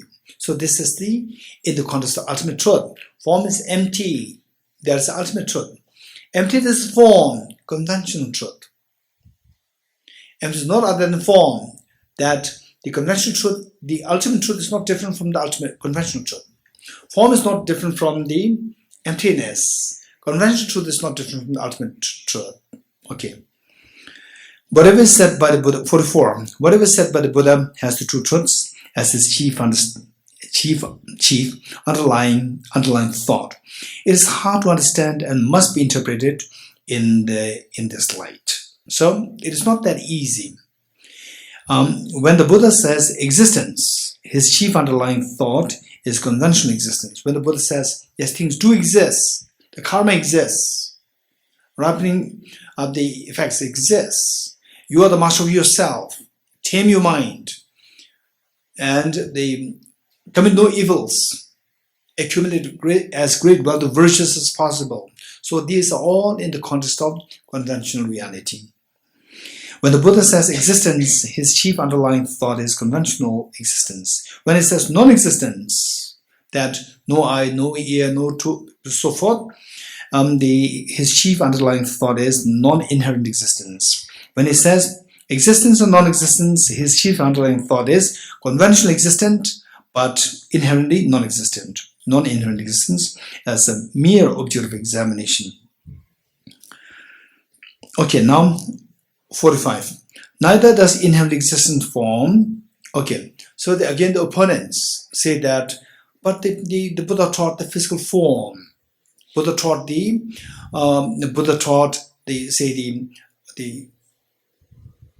18 elements. What are the 18 elements? Okay, when we interact with the world, we see that there's object there, there's the consciousness there, and in between there's a sense power there. There's sense power. For example, nowadays I cannot read very small letters, very tiny letters. I cannot read tiny writings. I cannot read. So I need the glasses. So the letters should be there, although it may be very tiny. It should be there. Then my eye consciousness should be there, and the eyeglasses should be there. So the object, then the consciousness, and the in-between medium to connect the two, like the eyeglasses. So likewise, for all of us, even though you may not use eyeglasses, you are having biologically speaking, you are using the eye lens, but from the point of view of the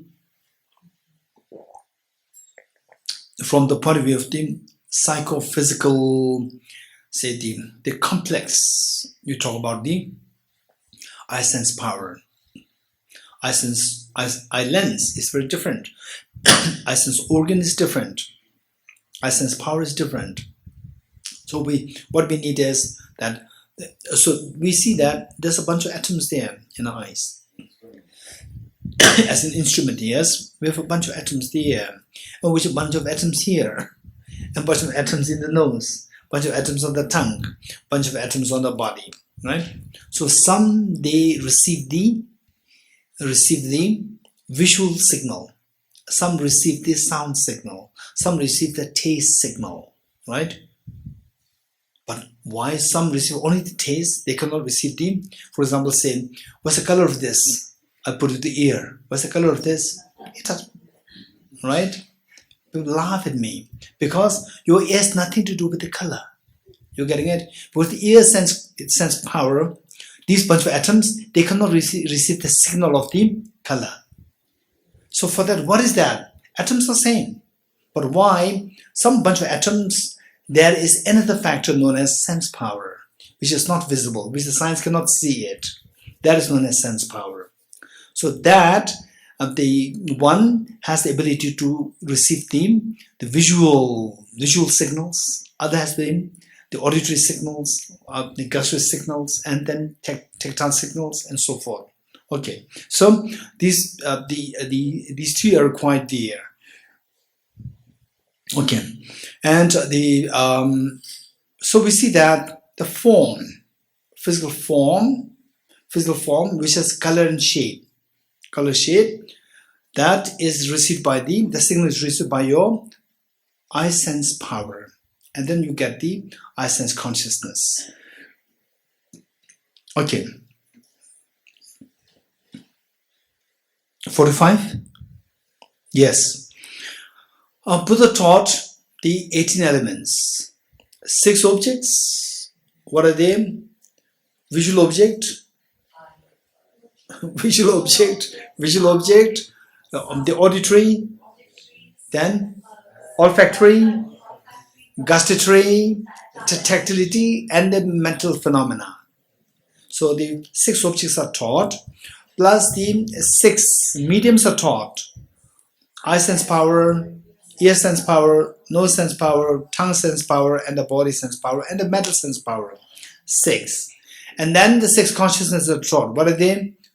Eye consciousness, ear consciousness, nose consciousness, tongue consciousness, body consciousness, ear consciousness, and the mental consciousness. So 6 objects, 6 mediums, and or 6 sources, and the 6 consciousnesses. Total 18 elements. So these are taught. So there, the visual form is taught. Buddha taught it. It must be the ear. Okay. So it says that 46. A form. 45. Neither does inherent existent form, having the nature of elements, arise from elements, nor from itself, and not from other. Therefore, it does not exist. That's it. Okay, meaning that form which the Buddha taught as a physical form. What is his form? It arises from what? So Nagarjuna says it exists, but it doesn't exist objectively.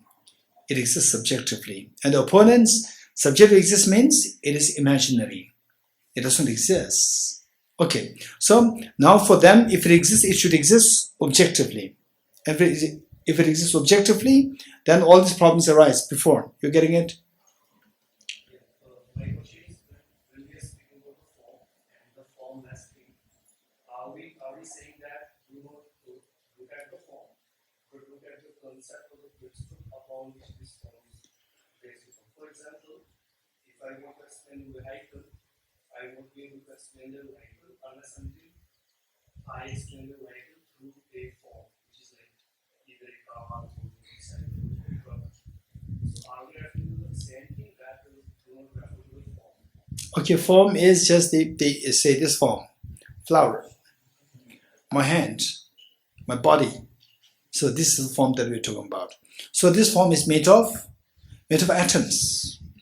And this form, as the Omananda said before, in the ancient times, we do talk about the atoms, but not in the modern sense. Atoms mean particles. And it is also discussed in the form of the 6 elements. With the physical, like the flowers, we talk about the 4 elements. 4, you can add one more, space. So, earth, water, fire, air.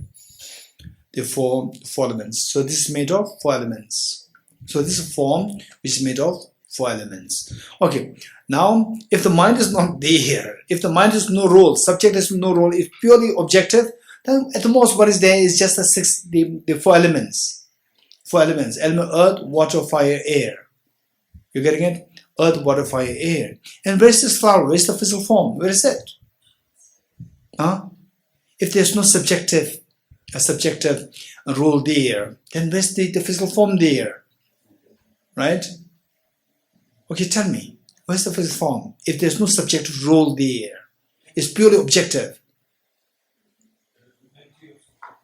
Okay, so the point is that this is where, if you feel little, so at the moment we are being spoon-fed by Nagarjuna. There's no objective reality, it's all subjective. Things exist, don't worry, things do exist, right? Then you feel, okay, safe, right? You feel safe. Okay, so he said there's no objective existence. Things do exist, how? Subjectively. So this is what we learn. If you really start from the scratch, it's very disturbing because we come up with a baggage of our past,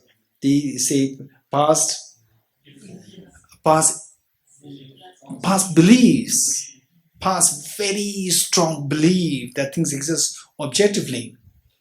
And still we have the belief, although we learned, superficially we learned from what Nagarjuna said, we have this belief. How do we know that? When you get a tinge of emptiness, it shakes your peace of mind, it disturbs your mind. When that happens, your belief has been shaken. Yes, Ipshita? How does the spiritual vision look like? One side objective, one side subjective. Is this a question or Yes, question. what? Experiential question. Same? So how does this spiritual vision looks like that at one side we are acknowledging the subjective existence of things which we care for? Yes. Spiritual person. Then? And the other side, coming from authorities through logic and reasoning, that there is no objective existence of things. So simultaneously having both these convictions. So one is your belief and the other one is what are you learning from the authority? We can deny also, yes. Yes. So how should we do now? What do you think? Huh? That's what I'm asking about. I'm going crazy over this.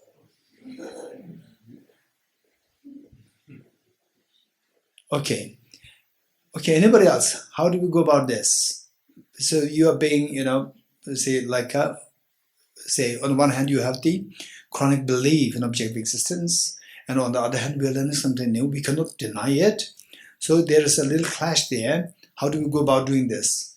Anyone? What advice would you give? Yeah? For analytical purposes, we stick to the conventional wisdom, and for non-analytical purposes, we stay with the teaching. Stay with the world as it is. At the same time, keep engaging in analytical exercises with these, and then gradually you will see that at the moment, 3 principal aspects of power. Where is it? Again in this book. Ayel, everything is in this book. Page 78. 77. Okay. So the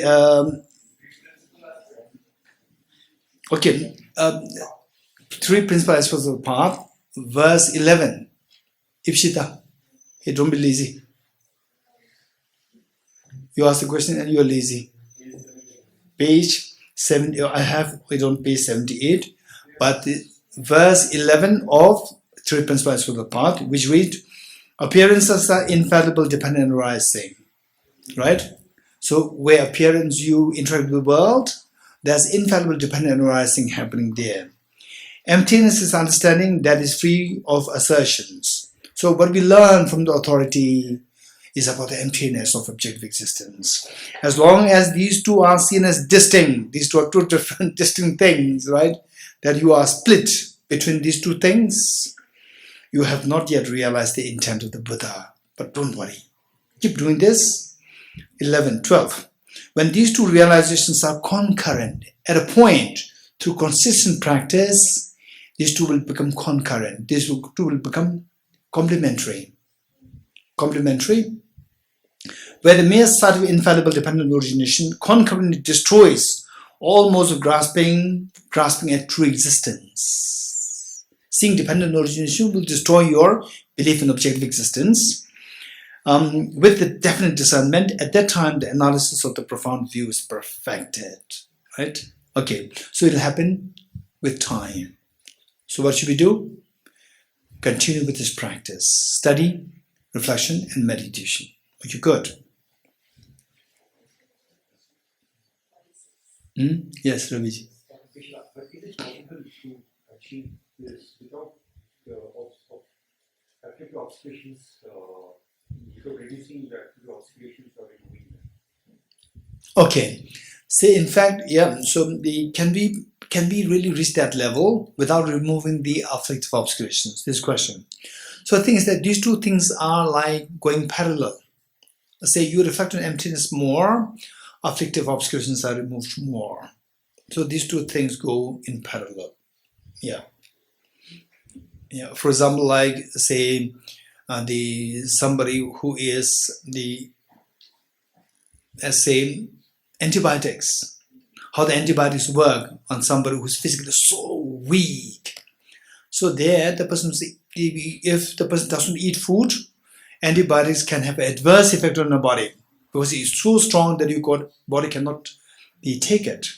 So you take food and make the body strong. And the antibiotics, you also take the antibiotics. So as your body becomes stronger, antibiotics will have a greater effect on your body. The greater the antibodies effect on the body, stronger your body becomes. So these two will go in parallel. Yeah. Okay, good. Where are we now? Okay, 45, 46. 46. A form cannot have the fourfold nature of the elements. The form which the Buddha taught is made of 4 elements: earth, water, fire, air. Okay, let's see. Earth, water, fire, air is actually, we call it form, but there's the solidity there, and there's also the element of, that is a little flexible. This flexibility is because of the water element, not water element. Then it has some degree of heat there. And it has also it is not fully packed. There's a vacuum there, there's the air element is also there. Vacuum space is also there.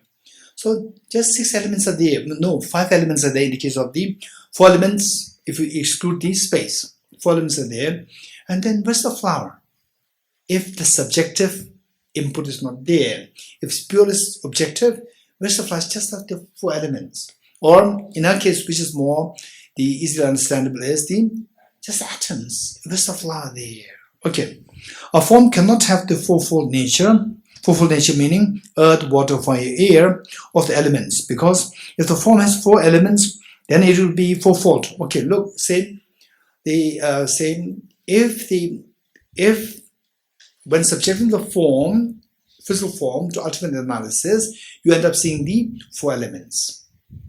So objectively, if the form is there, then let's say the flower. The flower is one object. And when you subject to ultimate analysis, you see the 4 elements. The 4 elements are different from each other. So there should be 4 items. And if you say the 4 elements are the flower, there should be 4 flowers there. 1 flower should become 4 flowers. Or if you say that no, it's just a flower there, then the 4 elements should become 1. So this reasoning is given in Acharya Chandragati's text, Mula Madhyamika Karika. entry in the middle way. Okay. 46. A form cannot have the fourfold nature of the elements, because if the form has 4 elements, objectively, 4 elements, then it's just the 4 elements there. If the 4 elements, then there should be the 4 forms there. 4 forms. For example, let's say, what is this? This is a hand. How many hands there? 1 hand, my one left hand. But it is made of 5 fingers. So on the level of the finger, on the level of the fingers and the palm, there's no hand.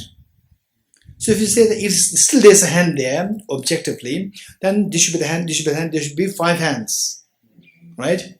So 1 hand should become 5 hands. So this is all only if you accept the hand to be existing objectively. Then it will be fourfold, and 4 elements cannot have a singular form. And then you say that no. The hand is there. Hand is there objectively. Then what you see is the 4 elements, and earth, water, fire, air. The 4. Those 4 should be, hand is only 1. These 4 should become 1, or 1 should become 4. This is contradictory. So how can form arise from the 4 great elements as its cause? Meaning that cause is not cause to be thought in 2 ways. One is, the real cause is, say, the seed giving rise to the tree. That is the actual understanding cause. Whereas the simultaneous, the cause in a very loose sense. This cause is not in a real sense. In a loose sense, let's say that this atom is made of. This atom is made of, say, the billions of atoms. So these atoms are not the constituents. So this cause is more like the constituents. Okay, in that sense. In Tibetan, it is known as gyu. Gyu has the connotation of cause in a real sense, and gyu has the connotation of reason. Gyunsen. There are two connotations there. So the translate it as literally as a cause. But the cause means like the reason. Reason means a causal reason or the constitutional reason. The reason for the flower to as a flower is because of these atoms. Because of these atoms. So the flower because of the seed which gives rise to. So there are 2 connotations there. Okay. 47. Form is not apprehended, seen. Form is not seen as inherently existing, so therefore the form does not exist inherently. So the question is, okay, form, does it exist inherently? The opponents will say, yes, it exists inherently. For example, you follow Nagarjuna, I follow the Vaibhashika Sautrantika Matra. So if you ask me, this flower exists inherently, this form exists inherently, I'll say yes. And you will say no. I say yes. Then you ask me the question, how do you know that it exists objectively? Then what I'll say, yes, I can see it. I constantly see that. Can't you see this object real? Can't you see that? Do you see that? All the other schools except Prasangika. 4 schools, Vaibhashika, Sautrantika, Chittamatra, Madhyamika.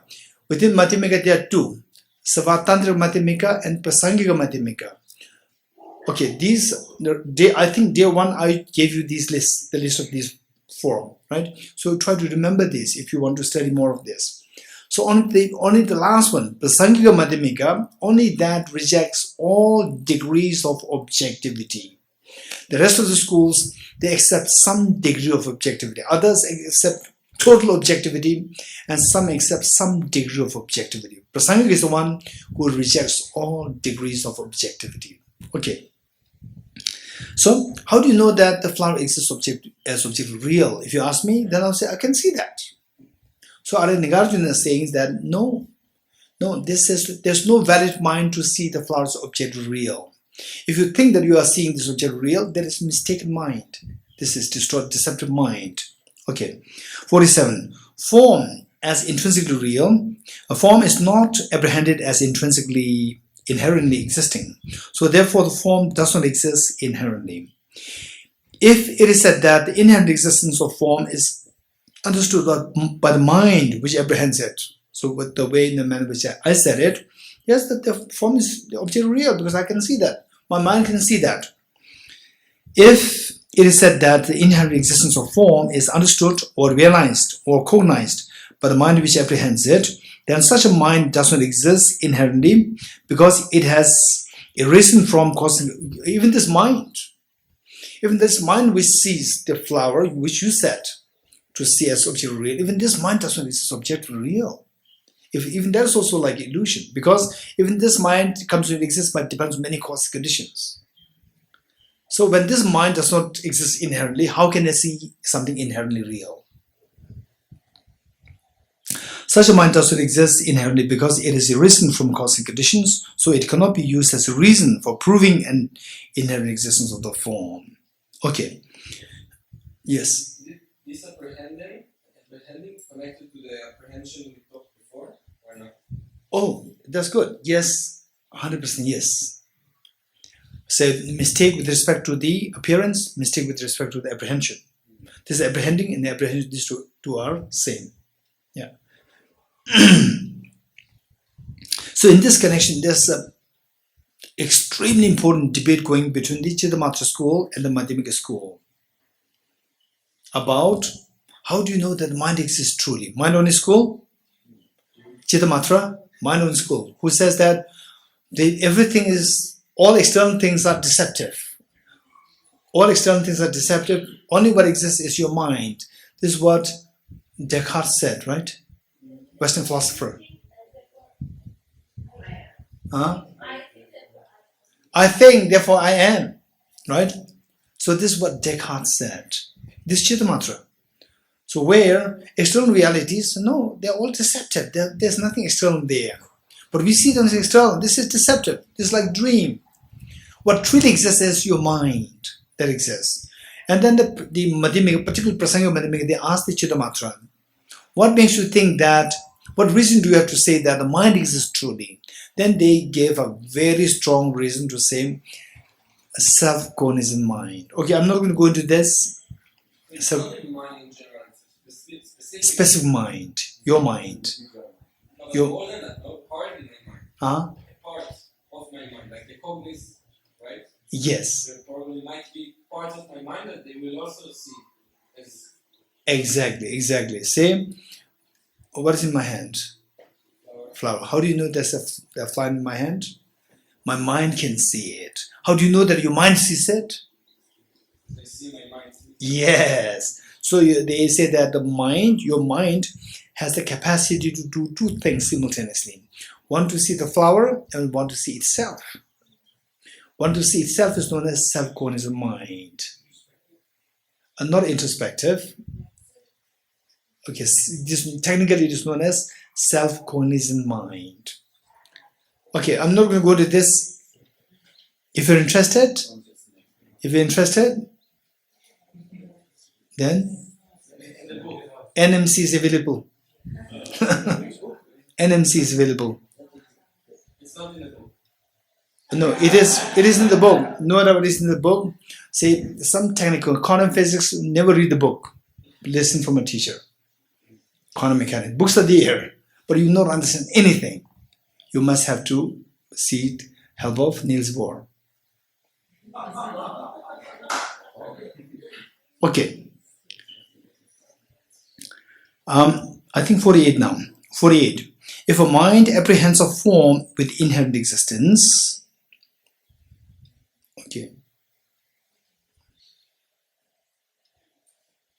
Okay.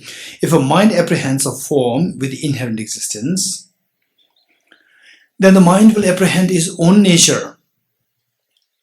Okay. So say this is the little technical part. Say the mind, if the mind can know the physical form, does it know itself? This is my question. Okay. How do you know this? How do you know? What is this? This is a flower. How do you know this? My eyes could see that. How do you know that your eyes could see this? Anyone? Dorji? Or do you mind? Your eyes? Do your eyes see itself? No. I see the flower, but the eyes does not see itself. You're getting it? So why the eyes could see the flower and not itself? Why? Anyone? Yes? Oh, is it Navinji? Say it again.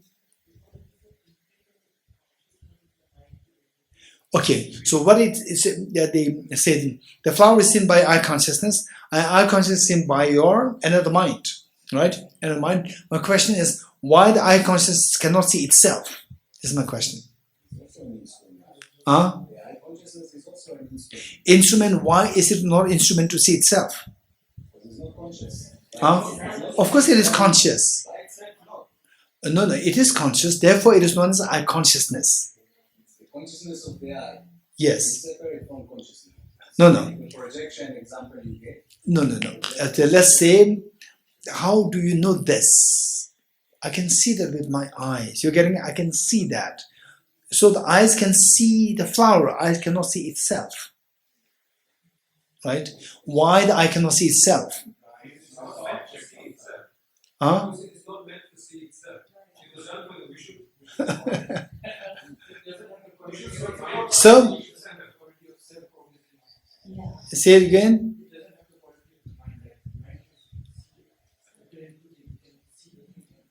Eye consciousness also mind. Don't forget it.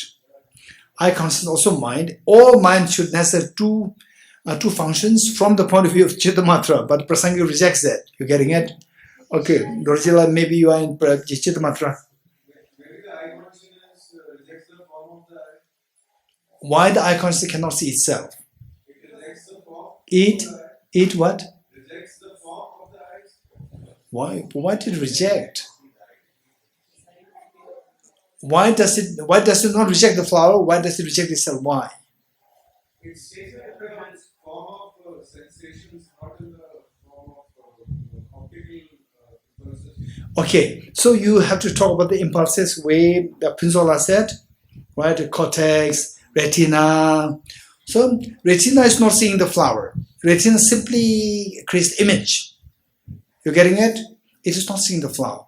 So it is, what is the eye consciousness operating is by dependence on many things coming together. You're getting it? Dependence. Nothing inherently there. If it's inherently there, why not it sees the flower? Why it not sees itself? This is a huge question. Because of the factors are missing. The factors dependent on which eye consciousness should be seeing which sees the flower, that is missing with seeing the itself. So therefore, if it is independent, just it sees the flower, it should see itself. The fact that it is seeing the flower, not itself, is the indication that it doesn't exist inherently. So when the mind doesn't exist inherently, how can it see something? How can it say that it sees something and that exists inherently? Because it sees it inherently. It cannot. Okay.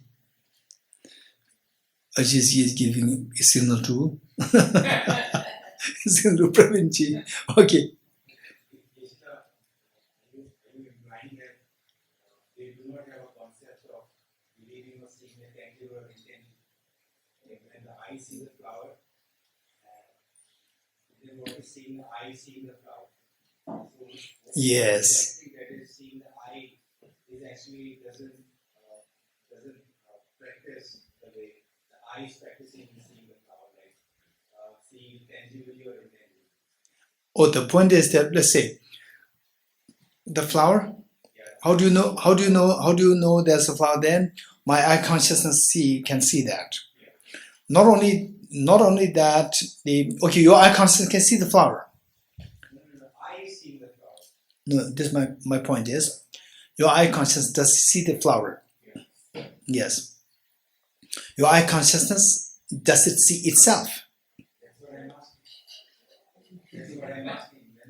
When you say the eye consciousness is seeing, it is not seeing the way I see the things, rather tangibly or intangibly. Okay, so it does not see the way it sees other things. The point before this, you would first answer, does it see itself? If you say yes, then you can say that it sees it, but it doesn't see the way it sees the other things. You getting it? That follows. First, you have to answer this my question. Does the I consciousness see itself?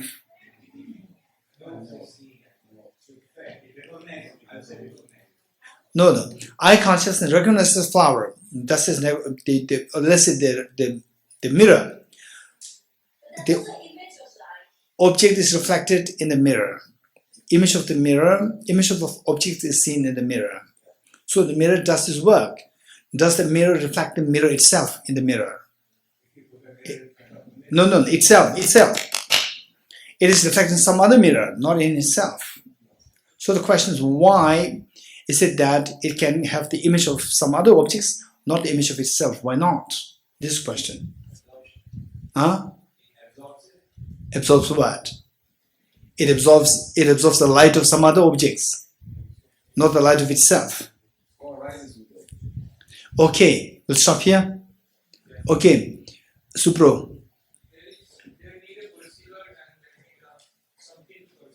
Okay, so you need. Why do you need? So why not the perceiver itself is the perceived? What's the problem if there's a continuous creation? What's the problem? Don't be afraid.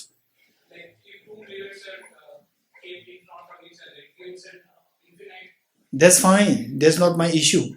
If infinity or one, it doesn't matter for me. What I'm saying is why the mirror cannot have the image of itself.